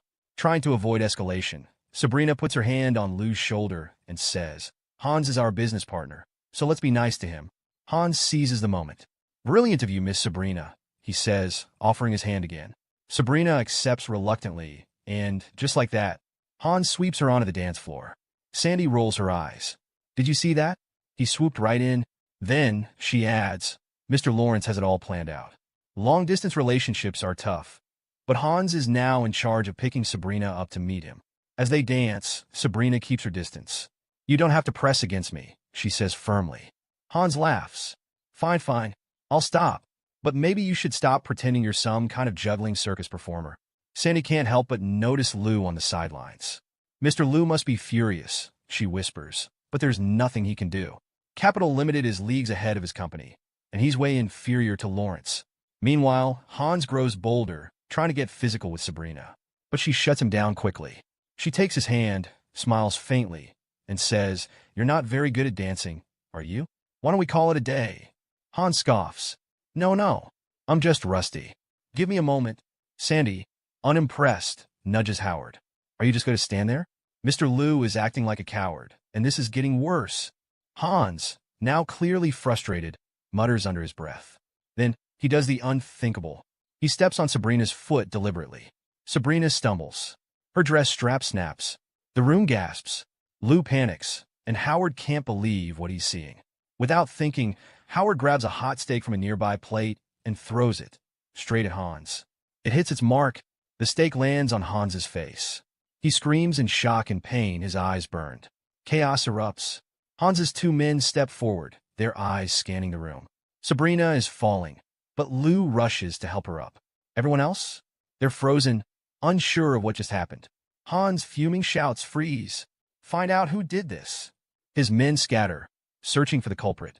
Howard, meanwhile, tries to stay calm. One of Hans's men stares directly at him, but finds nothing. Howard got lucky. Sandy, standing beside him, whispers, Good thing I gave you half my steak earlier. Huh? Howard lets out a breath. Thanks, he mutters. Sandy grins. You're welcome. But seriously, you threw a steak at Hans? You've got guts. Even Mr. Lou wouldn't dare offend him.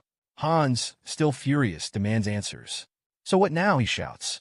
Are you telling me a steak just appeared out of nowhere and hit me? Search harder. If I don't find out who did this, none of you will leave this room. Sabrina, calm and composed until now, suddenly slaps Hans, sending him straight to the floor. The entire room goes silent. Take your people and get out, she shouts. She's had enough. She can't stand Hans anymore. Howard watches the scene unfold in shock. Sabrina? Fierce? He never imagined her like this. Deep down, he's just relieved. Thankfully, she didn't hit him. But Hans is furious. He jumps to his feet and growls, How dare you? Sabrina doesn't flinch. Her voice cuts through the tension. Being humble and using a knife is courtesy. That doesn't mean you can mess with me. She adds, Don't forget, Lou, we're business partners. You'll see me often, so don't push me into calling the police. Hans freezes, clearly caught off guard. One of his men leans in and whispers something to him. Suddenly, Hans's rage melts away. Oh, no need to call the police, he smirks. I just wanted to drop by and say hi. I'll see you tomorrow. As Hans and his group leave, Lou turns to Sabrina, confused. Why did they retreat? What are they up to? Sabrina brushes him off, saying, I'm going to get changed. Howard assumes the party will end now, but then he spots Sandy Day. He greets her, Miss Day, but Sandy waves him off. Don't call me that. Just Sandy is fine. Howard laughs awkwardly and says they're being forced to leave because they've ordered too much beer. Doesn't she think so too? Sandy smirks, teasing. Finally, a more charming man than Mr. Lou. And single too. Perfect match. She's clearly eyeing Howard now. Howard tries to deflect. He admits he's not a great drinker and mentions he's broke. Only $400 left on his card, and he's waiting for his salary next week. But Sandy doesn't let him off the hook. She proposes a deal to keep things interesting. For every 3 glasses I drink, you drink 1? Howard hesitates, but agrees. His plan? Get Sandy drunk quickly. Less food, more beer. It's 1 a.m. By now, Sandy is completely wasted. Howard, trying to manage the situation, shakes her gently. Sandy, wake up. Where do you live? Sandy mumbles through her drunken stupor. I live in the far west desert. Howard sighs. Far west desert. She's too drunk to make any sense. And then she burps. Before Howard can react, Sandy collapses onto him, almost knocking him over. People nearby are staring, and Howard is visibly panicking. To make things worse, Sandy leans in, licking his face and trying to get physical. Howard pushes her away, shouting, Get off me. At that exact moment, a waiter approaches awkwardly. Sir, I know this might be a bad time, but we're closing up. Here's your bill. Howard looks at the paper, and his heart drops. It's $400, exactly what's left on his card.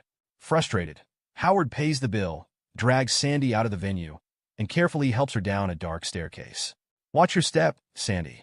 There's no light here, he mutters. Sandy, slurring, asks where they're going. Howard sighs. This is where I live. You can stay here tonight. Sandy giggles through her drunken haze. Oh, Howard, you naughty boy. We just met today, and you're already bringing me home? Howard shakes his head. It's not like that. I just can't afford a hotel room. And there is a man behind him who is watching them. Howard manages to lay Sandy on his bed, exhausted. But before he can relax, Sandy grabs his hand. Hug me, she murmurs. Howard pulls back. Just go to sleep, Sandy. He doesn't want to end up as gossip in the new department. But Sandy isn't done. She tries to sit up, rambling. I need to nail you before I pass out. Howard stares at her, panicking. What now? Sandy falls on him again, giggling as she tries to conquer him before she's too far gone. Suddenly, she starts pulling off her clothes, saying it's too warm. Howard grabs her hand, shouting, Stop. This is going to be a disaster. But Sandy teases, Oh, you feel warm down there too, huh? I get it. Howard, flustered, yells, No, that's not what you think. Finally, Sandy burps again and collapses on the bed, snoring loudly.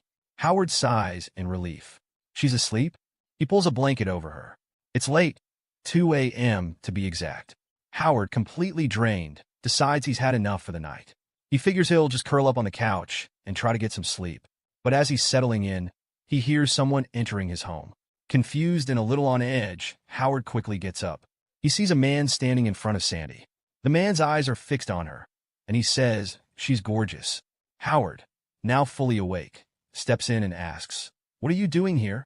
How did you even get in? The man just looks at him, calm as ever, and motions for Howard to sit down. He casually mentions that he's had enough fun with Sandy and that it'd be a waste to just leave her there. He then adds, Why didn't you let me have my turn? Howard's patience snaps. He tells the man it's all nonsense and demands he leave. Now. But the man doesn't take kindly to that. In an instant, he lunges at Howard, knocking him to the floor. The man looks down at him with a strange respect, saying, You're tough. I thought we could have had a peaceful conversation, but I guess not. He tells Howard that he promised him a peaceful talk, and if Howard ever needs help in the future, he should let him know.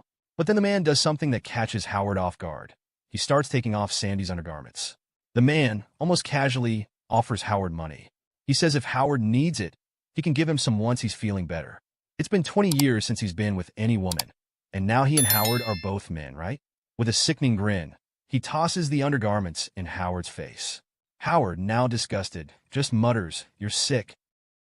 Howard grabbed a chair and swung it at the intruder, but the man shattered the chair with a single hand. Calmly, the man said, You can trust me. Think of this as a bargain. People would kill for a favor from me. Howard, still fuming, replied, You might be the best, but I can't stop you. The police will. They're going to lock you up. The man said, Wait, don't call the police. No need to make a fuss. Howard's expression hardened. There's no need to talk. You broke into my house and tried to assault my colleague. What do you expect me to do? Applaud you? Go to hell. The man tried to grab the phone. That's old news, he said, brushing it off. I didn't mean anything like that. That woman, she's not a hooker, and this isn't some solicitation. What? Howard's brow furrowed. Are you saying she looks like a hooker and you're a client? The man shrugged. People hook up on the first date all the time. I've been abroad for 20 years. How was I supposed to know what's normal now? Howard's disbelief was evident. That's your excuse? And why were you lurking at the door instead of just going home? This was my apartment 20 years ago, the man explained. I came back to collect a box I'd hidden here. He pulled a dusty box from the corner and opened it, revealing a collection of jewelry and a watch. I spent my life acquiring these. Back then, this place was full of hookers, but no one would pick up even $1 lying on the ground. If anyone wanted my gold ring, they'd have to suck it off my finger. Howard glared. I don't care about your past. What about my colleague? What are you going to do to make this right? The man raised his hands defensively. It was all a misunderstanding. I didn't actually hurt her. Look, I'm no saint, but I follow my own rules. He gestured toward the door. Help her get dressed. I'm leaving. Howard hesitated, his face clouded with indecision. He thought about calling the police. Solicitation is illegal, he muttered. The man shot him a warning look. Don't push me. What if she claims you tried to assault her? Here, take this box and forget about it. Howard's eyes narrowed. What do you mean by that? You think you can bribe me? The man chuckled and held up a ring from the box. Relax. This ring isn't worth much, but it's unique. Ever since I got it, I've dreamed of a woman. She wore a golden scepter and had glowing blue eyes. She was stunning, but wouldn't sleep with me. Instead, she beat me up. Maybe it's because I was too wild in the past. Or maybe she's some kind of goddess haunting me. Howard thought for a moment. The description sounded eerily familiar, like AI-63. Anyway, the man continued, some people might pay a fortune for this ring. Do what you want with it. As he left, Howard looked at the ring. Does this have anything to do with the dream system? He wondered aloud. Suddenly, the ring projected a hologram of a woman. She introduced herself as the developer of the dream system. Under immense pressure, this is the only way I could leave a message, she began. Howard listened intently as she warned him. The system alters social boundaries, law, and morality. Users often don't realize how much their minds are being manipulated. When they return to real life, the gap between the dream and reality unleashes greed, violence, and criminal urges. The developers took pleasure in toying with people's lives. I failed to stop them. She paused, her tone urgent. Stay alert. Don't let the system change who you are. I've hidden communication devices in every dream challenge. They can help you escape this trap. Come find me. Howard stared at her image, stunned. She looks exactly like AI-63, he whispered. He tried to piece it all together. The man claimed to have seen AI-63 decades ago. Could this ring really be the system's terminal? Before he could process further, his alarm buzzed. He looked around, startled. Morning had already arrived. Sandy woke up with a start, realizing she was half-dressed. She screamed in shock. The next moment, we see Sandy and Howard together. A man nearby commented, no wonder Howard refused my offer to set him up with a girl. Looks like he already had someone in mind. He smirked. You two make such a cute couple. Breakfast is on the house. Sandy turned to Howard, eyes wide. Really? I didn't know you had a crush on me. Howard stayed quiet, listening to her words as a storm of thoughts swirled in his head. Why is this happening to me? He wondered. Around them, whispers filled the air. Wasn't the former group leader pursuing that girl? One man murmured. Why is she with Howard now? Yeah, another replied. Poor guy. Bet he's furious. As if on cue, the former group leader stormed out of the elevator, his face dark with anger. Sandy, oblivious to the drama, looked at Howard. Want to go to the movies tonight? She asked brightly. There's this blockbuster shop that only lets couples in. Finally, I can go there with pride. Howard's heart sank. How could I tell her I'm broke and will need to borrow money from Donald again? Sandy continued. Oh, and for safety reasons, let's stop by the drugstore later. Before Howard could respond, the door opened and Sabrina walked in. His stomach dropped. Sandy greeted her cheerfully. Good morning. Sabrina smiled back, her tone light but pointed. Good morning. I see you two have made great progress in your relationship. Sandy blushed. Yeah, sorry you had to see this. We're kind of embarrassed. Sabrina's smile tightened. I thought Howard would take things slowly, but wow, he sure surprised me. Sandy laughed. I thought so too. He seemed like such a gentleman, so I let my guard down last night. Sandy. Howard cut her off, his face burning. You don't need to share every detail. Sabrina struggled to keep her composure. Well, congratulations. But in the office, let's keep things professional, all right? With that, she left. Sandy scowled after her. Miss Sabrina is the worst. She's juggling two men. Who gave her the right to lecture us? Howard hesitated. She has a point. We should stay focused at work. Sandy pulled her hand from his, anger flashing in her eyes. Don't say that. I'm your girlfriend. You're supposed to back me up. She glared. Don't tell me you think of this as just a fling. Are you even thinking about starting a family with me? Howard sighed, feeling cornered. You're right. I should put us first. Sandy's face softened. She hugged him. That's more like it. Now go to work. I'll be waiting downstairs after you're done. She paused, then grabbed his hand and placed it on her waist. I wish you could be a bit more assertive. Meanwhile, in the office, Sabrina was at her desk, looking worn out. Mr. Liu walked over. Sabrina, you're pushing yourself too hard. Don't tell me you're too busy to even grab lunch. I'm not hungry, she replied, avoiding his gaze. There's just so much to do in the new department. Mr. Liu frowned. We've been friends for years. I know when you're lying. Is this about Howard? She looked away, her voice quiet. I don't know what you're talking about. Before Mr. Liu could press further, Howard entered the room. Mr. Liu, I've finished the task you gave me. Great timing, Mr. Liu said, looking over the documents.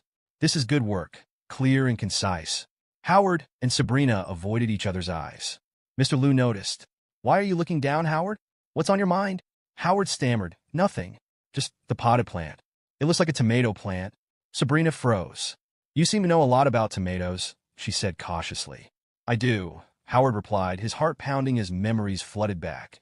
Sabrina in the dream world, the game developer's warnings, AI 63, and Sandy's words. He forced himself to remain calm. I saw plants like this back in my hometown. Mr. Liu chuckled. Tomatoes are tomatoes, Howard. No secrets there. He turned to Sabrina. What about you? Why are you growing tomatoes in the office? Sabrina hesitated. I must have planted the wrong seeds. I'll switch them out tomorrow. Mr. Liu nodded. All right then. In the restroom, Howard splashed water on his face. That was too close, he thought. Sabrina, in reality, isn't the one from my dream. I need to stop thinking about her. Back at her desk, Sabrina's composure crumbled. Tears welled up as she whispered. I handled that well enough, but it was still so awkward. Howard recalled the game developer's warnings. The dream system manipulated me, and I didn't even notice. If I got used to those dreams, what kind of man would I become? Sabrina clutched the potted plant, her thoughts racing. The dream felt so real. We spent 180 days together, overcame so much. But it's over now. It's time to move on. Both of them, in their separate spaces, told themselves the same thing. The dream is over. It's time to let it go. In the evening, Howard found himself needing to borrow some money from Donald. He was already late meeting Sandy, but he knew she was waiting for him. Howard could see Sandy standing there, looking uneasy. A man walked up to her. Sandy was quick to respond. I don't need you telling me anything, she said firmly. The man, his expression worried, didn't back down. I'm just concerned. I don't want you to get hurt, he said, glancing at Howard before his gaze returned to Sandy. Howard immediately stepped in front of Sandy, a protective instinct rising in him. What's going on? He asked, his voice firm as he faced the man. Did you try to hurt her? The man, looking unbothered, laughed softly. No, unlike some people, I'm not here to hurt anyone. I just wanted to warn her. Stay away from people who pretend to be something they're not, hypocrites. Howard's face darkened as the man gave them one last, almost dismissive look. Anyway, I've said what I needed to say, the man muttered before turning to leave. Howard stayed in place for a moment, anger flaring inside him. He turned to Sandy, his expression sour. That guy's always been an eyesore. I've worked with him before in the advertising department. He's just trouble. Sandy seemed unfazed. Don't let him get to you, Howard said quietly, as Howard reached out to take her hand. Come on, you said you wanted to watch a movie and go shopping. Let's go. But as he held her hand, Sandy suddenly pulled away, her voice tight. Let's break up. The words hit Howard harder than he expected. He froze, not sure how to react. What? He managed to say after a long pause. Sandy looked away, unable to meet his eyes. We don't really know each other, do we? Not really. How much debt does your family owe? Howard, she asked, her voice almost too calm. Howard turned his back, feeling the weight of her question. 200 grand, he said quietly, bracing himself for her reaction. Sandy's expression softened, but then quickly turned to one of disbelief. 200 grand? That's a lot, especially for someone like me who makes just a few grand a month. Honestly, Howard, you need to leave me out of this. I'm not from a rich family, and I'm not as capable as you might think. Howard felt a lump form in his throat as he tried to find the words. But Sandy continued, each word hitting harder than the last. And I know you're not really into me. You just hate it when Miss Sabrina steals all the attention, don't you? You're angry, but one thing led to another. And now, I don't deserve you. Howard stood silently, not knowing how to respond. Sandy's gaze turned distant, and she asked softly, "Did you forget what happened last night?" She shook her head and started to walk away. Mr. Liu sat with Sabrina, discussing Howard's progress. "I gave him a task that most people would take a week to finish, but he did it in one day. And the results were impressive," he said. "I was wrong to judge him. You and Howard, though. You two have quite a complicated relationship." Sabrina, raising an eyebrow, looked at him with amusement. "Complicated? Don't act like you know me so well. You'll end up getting yourself into trouble." She changed the subject when a woman walked in to deliver a message. "That woman, the secretary, is waiting for you downstairs," the woman said to Mr. Liu. "All right, I'll be right there," Mr. Liu replied, standing up. Sabrina eyed the woman as she walked away. "That secretary. She's not someone to trust." Mr. Liu gave her an indifferent glance. "We agreed not to interfere in each other's personal matters. Don't worry about me." Sabrina smirked, calling him an idiot under her breath as he walked out the door. Meanwhile, Howard was still deep in thought, troubled by Sandy's words. "Why am I letting this bother me so much?" he thought. "Why am I even consumed by what she said?" He walked through the streets, questioning everything. Sandy introduces her friends to Howard and explains that they'll also be helping with the live broadcast. She confidently says their goal is to do something no one else dares to try. That's how they'll capture everyone's attention. Howard, on the other hand, looks uneasy. His eyes droop slightly as he mutters to himself. "This is insane." Curious and skeptical, he asks, "Why do you dress like that?" One of the girls, with a sharp glint in her eye, chimes in, "You need more than just looks to pull off a live broadcast. You need live effects, too." Howard glances at the elaborate costumes they've prepared and hesitantly asks, "Wait, does that mean I have to dress up too?" "Of course," the girl replies enthusiastically. She adds, "We've already picked out the perfect outfit for you. And remember, your job is to shoot arrows." Sandy reassures Howard, saying they've got 200,000 fans tuned in for tonight's broadcast. She smiles and hints, "How much you earn depends entirely on how well you perform." Reluctantly, Howard starts changing into the flashy outfit. He mutters under his breath, "Okay, I'll give it my best shot." Meanwhile, one of Sandy's friends pulls her aside, raising an eyebrow. "Why are you even using someone like him?" she asks. Sandy shrugs, saying, "Our club's usual style relies on cuteness and fan loyalty. But tonight, we're going for something totally different. It's time to switch things up." Maddie frowns, "But why take this risk? This broadcast isn't just about me anymore. Sure, I can make money by playing it safe, but honestly, that's boring. I think going all in and trying something extreme will spark a bigger wave of attention." Howard doesn't know much about this world anyway, and he's only doing it for one night. There's nothing to lose. When Howard steps out in his new costume, he feels utterly ridiculous. Looking at himself, he mutters, "If my mom saw this, she'd probably throw up." The girls, however, are thrilled. One of them exclaims, "This is amazing. It's exactly the kind of effect we need to blow up the views." Howard notices he's also been given a mask. Maddie laughs nervously. "Let's just say it's better this way. We'd be a bit embarrassed without it." Howard sighs and says, "Honestly, I just don't want anyone recognizing me in real life." Sandy announces, "All right, the game plan has changed a bit. We're adding some extra steps for you to pull off during the show." Maddie nods and addresses the group. "I'm not sure how people will feel about this idea, but let's be real. Watching someone just shoot arrows can get boring. This performance needs some flair to keep them hooked." Sandy turns to Howard and reassures him, "Don't stress. I'll be here to guide you every step of the way. Just go for it and give it your all." Howard takes a deep breath and says, "All right, let's do this." The live broadcast begins with Maddie at the center of the frame, her confidence radiating as she introduces the show. One of the girls steps forward with an enthusiastic smile, welcoming the viewers. "Good evening, everyone. Get ready, because tonight we have something completely new for you." The second girl takes over with an air of suspense, gesturing toward the setup. "That's right. This time, we've created a challenge like no other. The goal? Fire an arrow directly at the center of this carpet." She points to the target, a bright circle painted in the middle of the mat. Then, with a mischievous grin, she adds, "But there's a catch. If the arrow misses the target, it'll trigger an electric shock. So, how about that for some excitement?" She pauses, letting the tension build, before turning to the camera. "All right, let's not keep you waiting any longer. It's time to meet tonight's brave challenger." The audience's anticipation rises as Howard steps into the frame. He's dressed in the elaborate costume the girls chose, complete with a mask that conceals his identity. The first girl claps her hands, introducing him with flair. Here he is, a newcomer daring enough to take on our challenge tonight. The second girl adds, addressing the viewers directly. And hey, if you like his style and want to support him, don't forget to send him gifts. Every little bit helps. Meanwhile, one of the girls glances at the screen and gasps in excitement. Wow, look at this. The viewer count is already climbing. This is going so well. But not everyone shares her enthusiasm.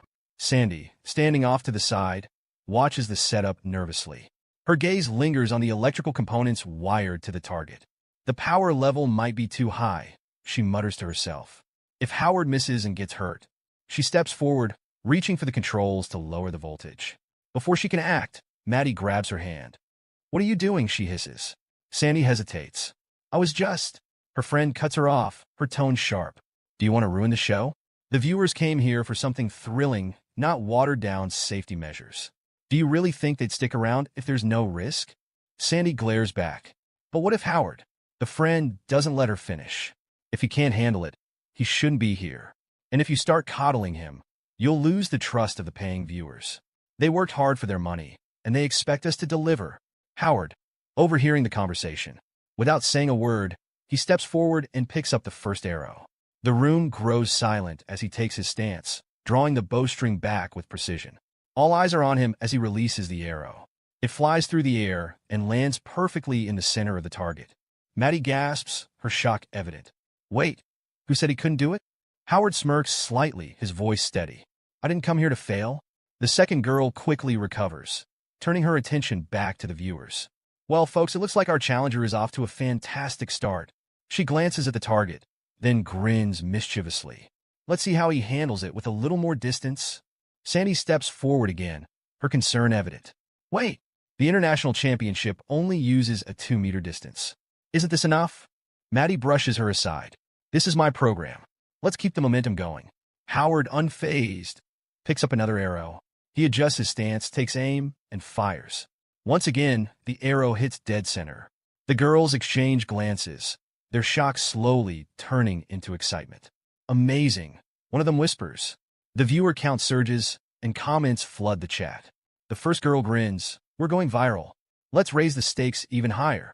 As the distance increases, Howard remains calm and focused. He fires arrow after arrow, each one landing perfectly on target.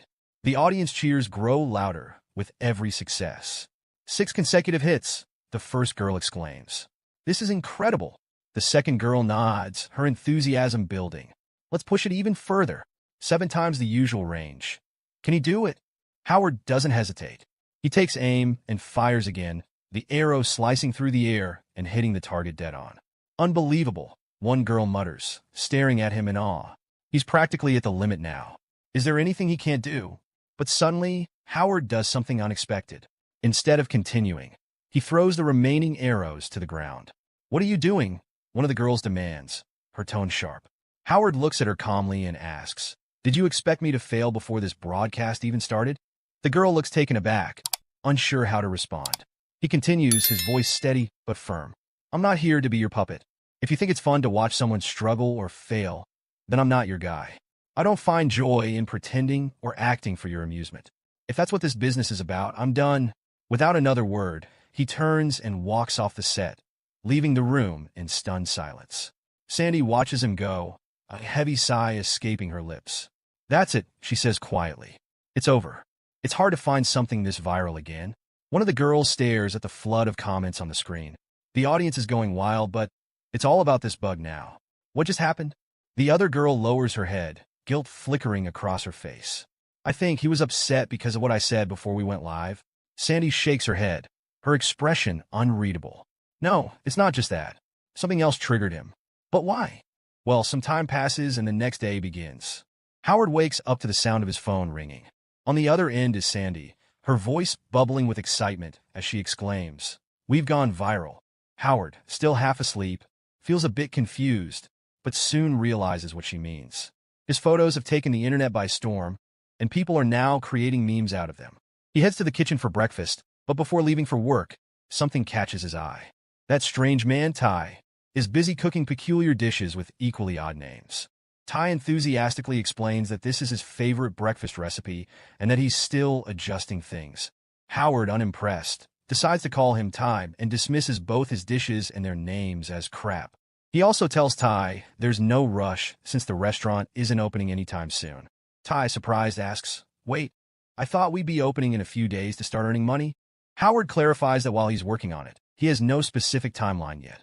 Despite all this, Howard allows Ty to stay at his home, the same man who once broke into his house and tried to attack his friend. Let's be honest. Who does that? Let me know in the comments what you think about this. Howard reassures Ty that at least here, he has food and shelter, which is far better than living on the streets. When Howard arrives at his workplace, a group of e-girls is already waiting for him. Perhaps they're there to convince him to continue doing live streams with them. However, Howard brushes them off, saying he's late for work and will catch up later. At the office, a colleague informs Howard that Mr. Liu wants to see him. Howard agrees and, on his way, notices the group gathered around a phone. Curious, he asks, "What are you all watching?" One of his co-workers grins and replies, "A new internet sensation," showing him the screen. Guess what? They're all looking at memes about Howard. The co-worker adds, "This guy is sensational. He hit 7 darts on the target in a row, and now everyone's calling him Brother 7. Howard feels like digging a hole in the ground to hide. When he finally reaches Mr. Liu's office, Howard greets him. Liu, already waiting, gets straight to the point. "I heard you and Sandy participated in a live stream with those e-girls last night, but for some reason, only Brother 7 appeared in the stream. That guy is incredibly charming," Liu says, practically licking his lips. "It's confirmed now. He's the real deal." Liu then asks, "Do you have Brother 7's contact info? I want to manage him." Howard denies having any contact and casually mentions that he found the outfit unimpressive. Liu dismisses Howard's opinion, retorting, "You clearly don't understand fashion." The comments were filled with people praising Brother 7. He insists that Howard needs to get in touch with Brother 7, emphasizing the immense earning potential. Howard, reluctant, points out that this task isn't part of his job and won't earn him a salary. Liu counters, "Fine, then I'll give you a chance to prove yourself. If you can bring me Brother 7's contact, you'll get a promotion, a salary increase, and opportunities to network with influential people." Howard says, mission given is mission accomplished, but deep down, he knows there's no other way. After all, he desperately needs the money. Some time passes, and we see 2 e-girls looking upset. Howard had promised to meet them, but he never showed up. Then, Sandy brings Howard along. The moment the e-girls see him, Chubby grabs his tie and vents her frustration. She explains she never wanted to deceive anyone, but when people stopped watching her fitness videos, she began making videos of herself eating. This led to a surge in popularity, forcing her to indulge in more dramatic antics to pay her bills. However, something Howard had said during the live stream made her reflect. She had started streaming to share her wisdom with people, but now she felt lost in this situation. She reveals that she's on the verge of starting an OnlyFans account. Emotionally overwhelmed, she clasps her hands together and pleads with Howard, "I can't take the pain anymore. I don't want people to laugh at me. I just want to make money in a decent way." Moved by her words, Howard holds her hand and says, "Okay, let's do this." The 3 e-girls cheer up instantly. A month passes, and finally, we see the system screen announcing that the next dream will begin the following day. However, Howard realizes the game no longer excites him. Now, he just wants to wear his tight clothes and become Brother 7. Addressing his audience, he asks, "Is anyone hungry?" A man raises his hand eagerly, saying, Me. Suddenly, Howard's wife enters the scene with a small cake, saying it's to satisfy his hunger. Hearing this, the fans go wild, falling even more in love with her. But out of nowhere, bang! A cake lands squarely on the chubby man's face. It's Brother 7, who asks, "How does it taste?" The man hesitates for a moment before shouting, "Yes, it's delicious." The entire audience joins in, chanting, "Brother 7, Brother 7." Sabrina, watching all this with visible boredom, wonders how people can like such antics. Honestly, I'm wondering the same thing. Meanwhile, Mr. Liu nudges her, saying, "Just enjoy the experience and see how excited everyone is. We're going to make a fortune from this stage." Chubby then proposes they throw the red wedding cloak into the crowd, declaring that whoever catches it will become Brother 7's husband or wife. The audience erupts in excitement. Wait a second. Wasn't this the same woman who wanted to earn money in a dignified way? Mr. Liu seems to lose his mind over this. After all, what he really wants is Brother 7's nearly naked body. But fate takes a twist as the red wedding cloak lands right on Sabrina's face. Sabrina is stunned, but the crowd doesn't give her a chance to react. A fight breaks out over who will become Brother Seven's spouse. Apparently, Lou wins the fight. As the event wraps up, we see a conversation taking place. Lou remarks that Howard Chun is incredibly annoying, especially since he disappeared right at the start of the event after claiming he was heading to the bathroom. Who would have thought we'd have our own Peter Parker moment? Brother Seven reassures him, saying, "It's fine. Howard told me everything, and I only threw the towel as a friendly gesture." Lou then asks, "Did you get our message?" Brother Seven replies honestly, "To be honest, I'm a Sigma. I don't want to be involved with anyone, nor do I want to represent any company. If you want me to promote your products, I'll charge a high price." Sabrina interjects, calling this unreasonable. But before the conversation can continue, someone interrupts, telling Mr. Liu that they underestimated him. A henchman of Lawrence appears, smoking a slim cigarette. He approaches Brother Seven and says, "You've chosen the wrong company. My company is far superior." Howard, Brother Seven, calmly replies, "I wouldn't work for your company either." The man smirks and says, "No need to rush to conclusions. At least hear my offer first." He then states that his company would pay 5 times more than Mr. Liu's offer. Sabrina, already frustrated, mutters to herself. It's classic Lawrence style, always bold and flashy. Brother Seven remains unfazed and declines the offer, saying, "I'm not accepting it, and my reason isn't related to money." The man, puzzled, asks, "Then what's the reason?" Brother Seven responds with a smirk, "Nothing much. I just don't like your face." Hearing this, the man grows visibly uncomfortable while the others struggle to hold back their laughter. Turning away, Brother Seven simply says, "Goodbye," leaving the man fuming. As he storms off, he shouts, "You'll regret this." Mr. Liu, watching all this, asks Sabrina, "So, what do you think of him now?" Sabrina sighs and admits, "He does seem like a better person than before." Back at home, Howard shows Ty a credit card. Ty is impressed, wondering how Howard managed to save so much money so quickly. But Howard explains they'll need to pay 3 months rent up front for the restaurant, which requires a significant sum. Then, Howard pulls out another card and says, "This one should do the trick." He goes on to explain, "When I was 1 year old, my parents deposited $100 into this card. When I turned 2, they added another $100. Year after year, no matter how much debt they had or how hard things were, they always managed to save a little for me. When I turned 18, they handed me this card and said, 'Go live your life. We'll always support you.' This money means a lot to me, just like my decision to run the restaurant." Howard then looks at Ty and asks, "Are you ready?" Ty hesitates, his expression tense. After a moment of reflection, he says, "We should drop this plan." Surprised, Howard asks, "Why?" Ty explains, "It's too late now. I've taken another job. My parents worked too hard for this money. You should keep it for yourself." The scene cuts to Lawrence's henchman, looking at photos as he speaks with someone. These photos reveal undeniable proof. Brother Seven is none other than Howard Chun, the very man who slapped meat onto his face at their gathering. Apparently, Sculpt secretly took these photos of Howard. The slick-haired henchman then turns to his minion and asks, "Do you still have contact with that brutal fighter friend of yours? The one who recently got out of prison?" The minion nods and replies, "Yes, I met him recently. We even gave him some money because he needed it urgently. He's available to work for us." The henchman, his gaze fixed on the photos exposing Brother Seven's identity, smirks sinisterly and says, "It's time to settle the score." Just then, he mentions that a woman recently knocked on Howard's door looking for someone. Leo asks, "Who is she?" Howard replies, "She was looking for my new roommate who moved in last night." Lou, shocked, exclaims, "Seriously? You still live with roommates? It's time for you to get a better place, especially now that you'll be earning a good salary. You could even move closer to the company." Howard, curious, asks, "Wait, does that mean I passed the test?" Lou smiles and says, "Absolutely. You set up a meeting with Brother Seven, even though he declined to work with us. Seeing Lawrence's henchman humiliated was a pleasure." Then, Lou introduces Howard to his new colleagues, Driver Chip and Secretary Helen. "You'll be seeing them a lot," Lou adds with a grin. Howard greets them and asks, "So, what's next?" Lou replies, "We're off to meet a smart and powerful woman. Trust me, she's impressive."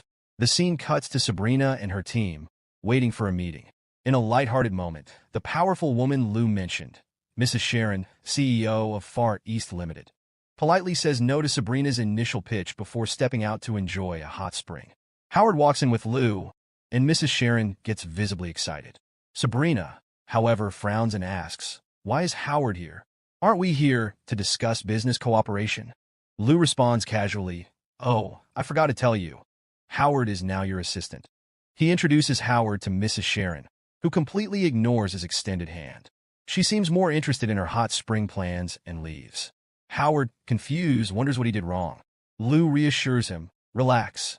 She's just testing our patience." He explains further, Far East Limited is the largest e-commerce platform in the country. If we can get our products onto their online channels, it'll be huge for us. But the price she's demanding is outrageous, and she might be trying to deceive us. Howard asks, "Then why not find a different business partner? Why does it have to be her?" Lou replies, "We have no choice. Sabrina made a bet with the headquarters and time is running out. If we don't meet this month's profit target, we might never see Sabrina in this position again." Howard recalls something Sabrina once said during a meeting. She'd set a goal for herself, and if she couldn't achieve it, she wouldn't consider herself independent. He also remembers the day he first saw Sabrina, confidently stepping into her role as the director of a new department. Lou interrupts his thoughts, saying, "We'll try for another meeting with Sharon soon. We can't let this opportunity slip away." Sabrina, skeptical, asks, "Why would she agree to help us? Sharon hates her father and would probably enjoy seeing him fail." Lou sighs and thinks aloud. "Sharon is the only one who can help us promote our products nationwide quickly. It's the only way to hit the profit target. With just 3 days left to make progress, the stakes are higher than ever. If they fail, Sabrina will lose her bet with the company president." As the scene winds down, the 2 extra women in the room bid goodbye, leaving the team to figure out their next move. Then he comes, the henchman, with his bad boy vibes, smoking a cigarette. He says that he has come to take Sabrina to Lawrence. Howard doesn't like this at all. Leo says that there are still 3 days left until their bet ends, and he came early. The henchman clicks his tongue and asks if they still don't know anything. Sabrina has to meet Lawrence tomorrow and marry him as soon as possible so that the business cooperation can happen quickly. Sabrina is shocked. Howard realizes that this marriage is just a negotiation tactic.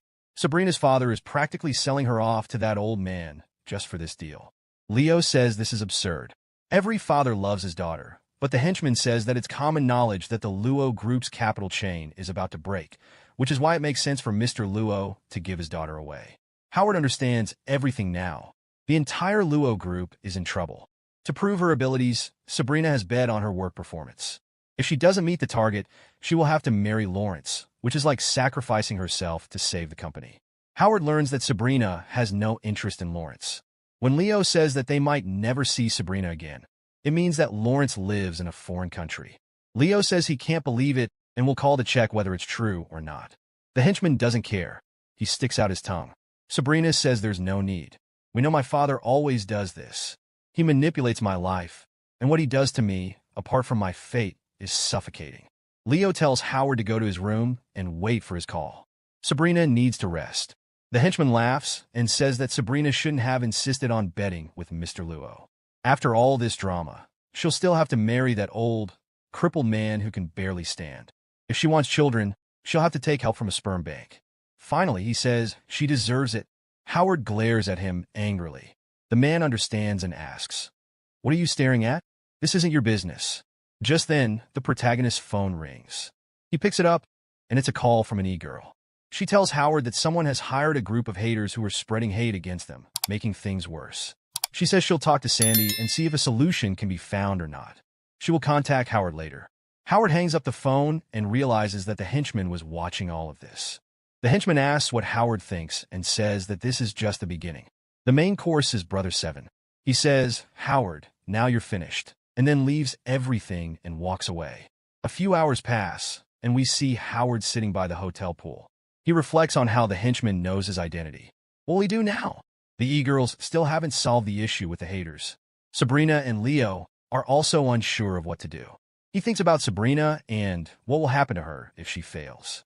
He decides that he can't wait for Mr. Luo anymore. He needs to talk to Sharon. Maybe things can still turn around. He hears footsteps and sees a suspicious man who asks him, "What are you doing here?" The man replies that someone has paid him to kill a man and then says, "I do it." We go back to the scene at the beginning of the chapter. Howard is drowning in the pool, thinking if he will die like this. Just then, a hand reaches out from outside the pool. The last thing Howard sees before losing consciousness is Sharon Young, and the system says that a new character has been created, Sharon Young. Howard opens his eyes and sees her. She welcomes him, saying, "Welcome to the second game of your dream world." Howard says, "This is strange. Didn't I die? How am I here?" She says, "People who are dead cannot enter the game." Then she asks, "Is your real life in danger?" That's when Howard remembers everything. The strange man who had tried to kill him had said, "You're a good person. That's why this attack wasn't lethal. If you want to survive, go to the hospital immediately, leave this city, change your name, and never come back. Otherwise, not only you, but everyone you know will be killed." Seeing the cut on his neck, Howard thinks, "Why is everything in my life so difficult?" The last memories flash before him. He has no other choice but to fight for his life, his beliefs, and his loved ones. Turning around one last time, he says, "When there's no option left, then let's fight." AI says, "The Beast Invasion Challenge is very difficult. If you don't have any tools, you'll die quickly." But Howard says, "I don't need any tools. I will train like crazy to become a better fighter in this dream world. This time, no one can stop me." He then passes through the portal, and the Beast Invasion Challenge begins.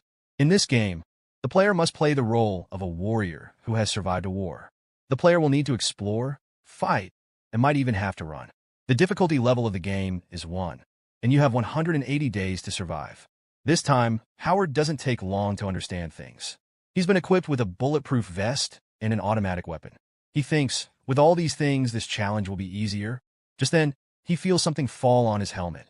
When he looks up, he sees a massive green gorilla eating a human body. This animal was hundreds of times bigger than a normal gorilla. Howard had never seen anything like this before. Pieces of the dead body fall around him. He takes a deep breath and runs as fast as he can before the animal catches him. He thinks, "How will I fight this?" He hides in an abandoned building, but the animal notices him and tries to break through the walls. The animal's strength was so immense that the entire building was about to collapse. Howard reaches for his weapon, but hesitates. He remembers that he entered this dream to train himself so that he could face trained killers like Josh Tai in real life. He puts the gun back in its holster. The giant gorilla is now exhausted and lets out a terrifying roar in anger, attacking the entire building. Howard picks up an iron bar and anchors it to the ground. The animal's own weight is used against it, and the bar pierces through the concrete wall, hitting the animal in its eye. The animal screams in pain and immediately runs away. Howard takes heavy breaths, feeling relieved that he survived. He exits the broken building and thinks that he will need to be more cautious now. Just then, he sees someone approaching him. He doesn't have time to think. He picks up an iron bar lying nearby, gets ready, and activates his aiming skills. But it's Sharon Young. However, it's too late now. She somehow throws herself back and avoids the bar, dodging it. Howard asks, "Are you okay?" and wonders if she's some kind of monster. Sharon glares at him and asks, "What are you doing here? You should be in the hospital." Howard doesn't understand the hospital part.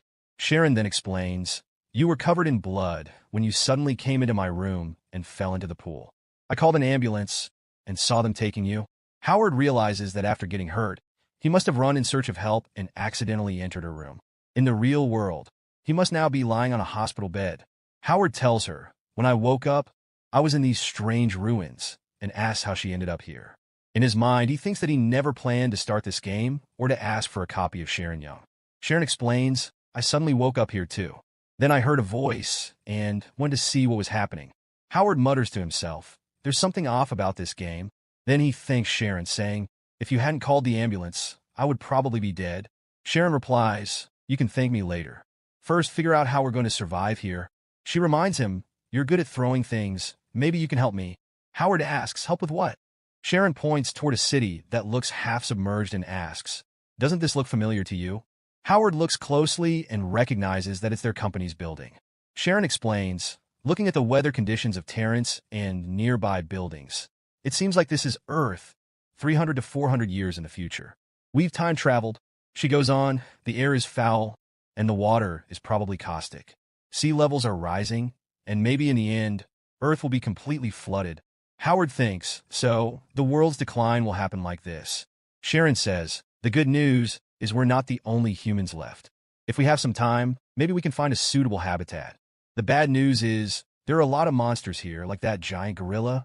Then Sharon asks, do you want to work with me? I can show you the way, and you can protect us both. But Howard replies, you just said we time traveled, and you're making plans as if it doesn't even matter. Aren't you scared?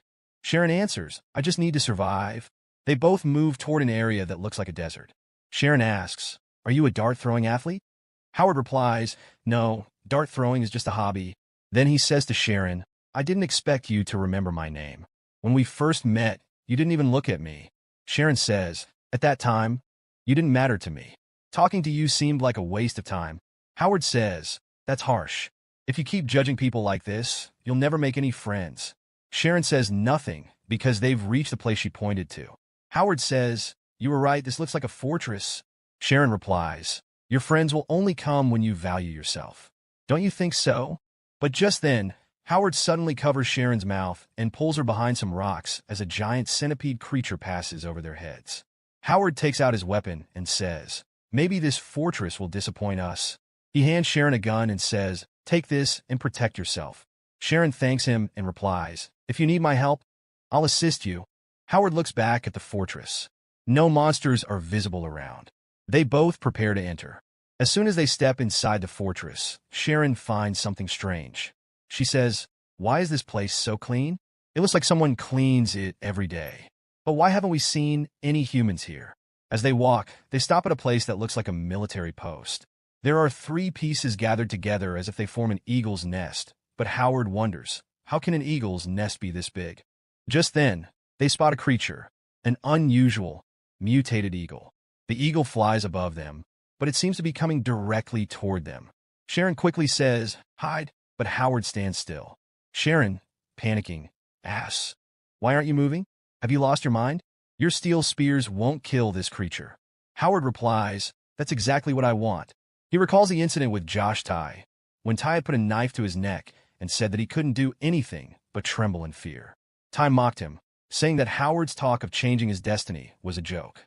Howard tells himself, if I could remember just one thing after this dream ends, it should be how fearless and brave I was. Howard takes his position and prepares to throw the steel spears. The spears pierce the creature's wings, and some go right through its body. Sharon can't believe her eyes as she watches the giant bird fall from the sky, lifeless. The creature's green blood falls on Howard, and immediately it feels like acid. His skin starts to burn, and Howard falls to his knees, screaming in pain. Sharon rushes toward him, but can't do anything. Just then, the fortress gate opens, and a robot steps out. It says, 1 wounded human detected. Emergency medical system activated. The robot pulls out a syringe with its only remaining arm. Sharon, panicking, asks, what is this? But the robot says nothing and injects the liquid into Howard's back. Howard suddenly feels a sharp dizziness. The robot says, it has limited electrical power left. My system will shut down soon, and Howard loses consciousness. After a while, Howard wakes up and finds himself in a place that looks like a military base. Sharon says, you look better now, but your hair is a bit strange. Maybe it's the side effect of the injection. Howard remembers that his skin had burned from the corrosive liquid of the monster. He asks Sharon, where are we? Sharon replies, we're inside the fortress. When you were in danger, the robot gave you an injection, and your wounds magically healed. Then she says, maybe when this robot is fully charged, it will tell us the story of this place. Just then, a red light starts flashing on the robot's head. The robot says, now I am fully charged. It continues, a large, dirty area has been spotted. Clean roll, clean roll, clean roll. The robot steps out of the fortress, raises its head, and releases a flamethrower on the monster's corpse. Howard is shocked, but Sharon says, it's made with advanced technology. Maybe there's a special code to activate it. She looks at the numbers 2003 written on the robot and says, let's call it Robot 20003. Upon hearing this, the robot responds, a new request for domestic tasks has been assigned. Autopilot mode ends, and now intelligent program mode is initiated. The robot system shows it was activated for 130 days, with 363 attacks received. It has cleaned a total of 45,000 tons of garbage, suffered 672 damages, and is now on its deactivated version, requiring maintenance. Just then, a blue light starts flashing rapidly on the robot. Howard and Sharon are confused and don't understand what's happening. The robot says, I knew this day would come. I didn't work hard enough, and that's why humans left me behind. But as long as I keep cleaning forward every day, humans will eventually return. Sharon asks, are you saying that there are no humans here? And this place is so clean because you've been cleaning it every day. The robot replies, that's correct. Humans will return one day when they realize that this place is clean again. Just like before, Sharon falls into a bit of thought, and Howard tries to understand what's going on in her mind. Then Sharon asks the robot, do you know where the humans went? Did they leave any message behind? The robot replies, they said if they didn't find a way to fly within a year, it meant they had gone to paradise. Paradise is a very good place. I even thought of going there, but I couldn't find it on the map. Can you tell me where paradise is? Howard tells the robot, it would be better if you don't know. Then he tells Sharon, this robot has spent 3 years in autopilot mode, which means the people here are probably dead. Sharon tells the robot, take us to the storage room. We need to make new plans. She then turns and starts walking. Howard thinks that despite all the difficult circumstances, Sharon remains so calm that she can make new plans. In a strange way, Sharon's emotions are very stable. In the storage room, the robot shows them human weapons, but there's no ammunition. These are compressed energy bars that are left for food. The humans had said that they were as tough as roots and could last for 100 years. The chemical composition was used by humans to heal wounds, and they called it Medusa's tears. But if it was used too much, it would cause rust-like marks on the body. Howard asks, is this the potion you injected into me? Am I going to turn into stone now? The robot replies, the effect of the potion is strong, but you're safe. Then, scissors extend from the robot and it cuts Howard's hair, saying, the potion can't fully fix the nervous system. Some humans used it too much and fell into a vegetative state. Howard thinks, it's a shame because I thought this potion would help me become a martial arts master. The robot further explains, besides the storage room, there's an underground reservoir and an energy center here that provides a constant electricity supply. Hearing this, Howard excitedly asks, are there bathrooms here? Because I can't stand my own smell. As Howard heads toward the bathroom, Sharon asks the robot, if there's an energy center here, why didn't you recharge? The robot replies, I'm just a task robot. Without permission, I cannot use human resources. Sharon says, machines will always be machines, and tells the robot to show them the other areas. The robot leads them to a control room where an odd language is written on the monitor. Sharon says, what language is this? It looks like scribbles. The robot replies, I brought a map for you, but just then, the robot's access is cut off and it falls to the ground. Sharon doesn't care and just asks, can you translate the language written on the monitor? The robot says, this is a new language that humans created to record the rise and fall of civilization, so that every intelligent species could understand these stories. But this language isn't in my records, so I can't read it. Sharon says, humans were thoughtful even after they died, leaving such an approach to deal with the situation. That's quite considerate. When Sharon opens the map, she doesn't like what she sees. She says, we're on an isolated island. In a true sense, it's the only island of its kind. According to the statistics, this land will be submerged in the acid ocean in 179 days. And now all the mutated beasts of this planet have gathered here to keep themselves safe. The robot says, Master, please stay in the shelter. Sharon begins analyzing the current situation. They have no food, no ammunition, and dangerous beasts are everywhere. There's no one to save them. This means that their only option left is to wait for death. Sharon, who seems to be accepting the situation now, ties her hair and asks the robot, did the humans leave any clothes here? I want to give something to Howard. The robot replies, yes, there are clothes in the rooms. You don't need to worry. I'll take care of it. Sharon looks at the robot carefully and asks, do you know why the humans abandoned you? The robot says, is it because I didn't work hard enough? Sharon walks up to it and says, no, it's because you never showed them how valuable you are, and I don't want to be like you. Sometime later, the bathroom door opens, and Howard is taking a shower. As he turns, he sees that the robot has fallen to the ground. Howard quickly asks, what happened to you? The robot says, please don't leave me alone. I can still work. I can clean. I want to be with humans. I miss the time I spent with them. The robot's memories flash by. Memories of the time when humanity was alive, when there were animals, children playing, and calling out to it. It was useful to them, until it suddenly became useless. And since then, it has been all alone in this place. The robot says, I beg you, I can still work. I don't know what paradise is like, but I'll make this place even cleaner than paradise. Howard, while attaching the robot's parts back into place, says its parts are very old. How are robots repaired? The Robot 2003 responds, there were human engineers in the maintenance room who used to repair the robots. Howard says, there are no engineers here now, so I'll have to try it myself. Just then, the back door opens, and Sharon enters the bathroom wearing clothes. She says, the world is about to collapse anyway. We don't need to be shy about it. And yes, I've kept some clean clothes for you. Howard, a bit embarrassed, says, thanks. Please just put them on the table.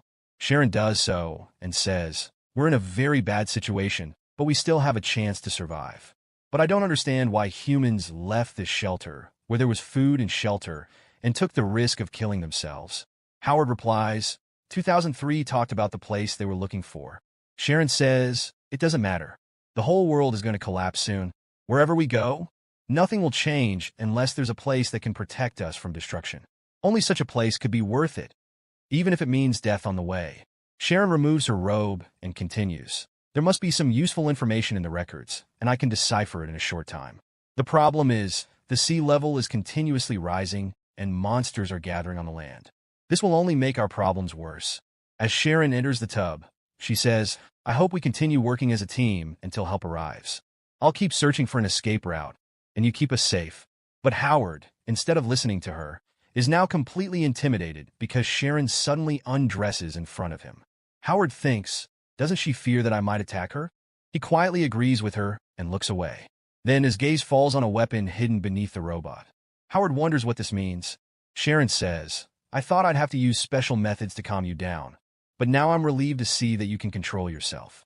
In this critical life and death moment, a mental breakdown would have ended all our chances of survival. Yeah, guys, this woman is nothing like Sabrina. She kept the weapon just to calm Howard down. If she had lost control, she wouldn't have feared a sexual attack. Her real fear was losing Howard because he's her little helper, and if he had mentally collapsed, he would have been of no use. She's much smarter than average humans.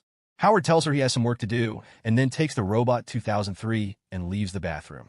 Sharon stays behind, thinking that Howard is just an ordinary human.